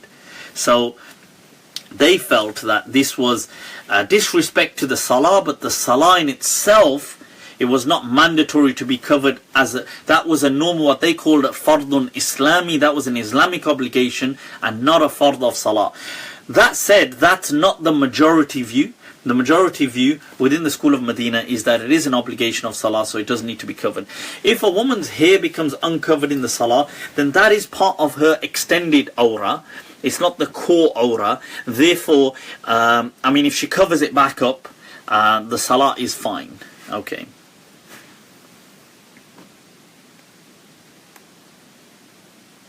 Right, people, I think I think I've answered all of these now. Right, so inshallah, alright people, I'm going to leave you to it. Right, hope that's been of some help. Ever so sorry with if one with a bit of the, not being able to get to maybe some questions that some people had maybe messaged me, and but I've tried to answer everything I could. Bi-idhnillah. If there's any issues, feel free to give me a shout. You can reach out to me. If you haven't watched the video, watch it, people. Do continue your own personal research. If you do have this passion for the School of Medina, then definitely it's one of the most awesome. In my understanding, I have an incredible passion for it, so I would advise everybody, definitely it's the way forward. That's according to me. People may disagree, so I would say always do your own research. Do kind of read into things like this. If you want to, if you haven't watched my video on Salah, you can watch it. You can follow it. You can pray like that. Hopefully, this would have added some help.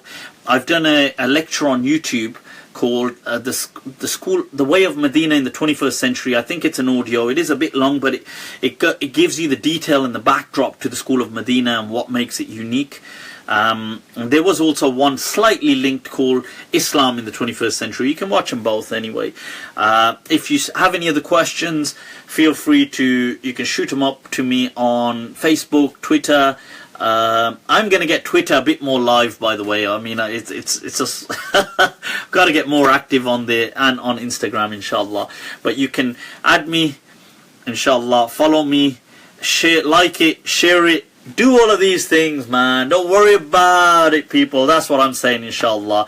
And I'll leave you all till Monday, inshallah. Remember me in your kind du'as, and take very good care of yourselves. Assalamu alaikum wa rahmatullahi ta'ala wa barakatuh.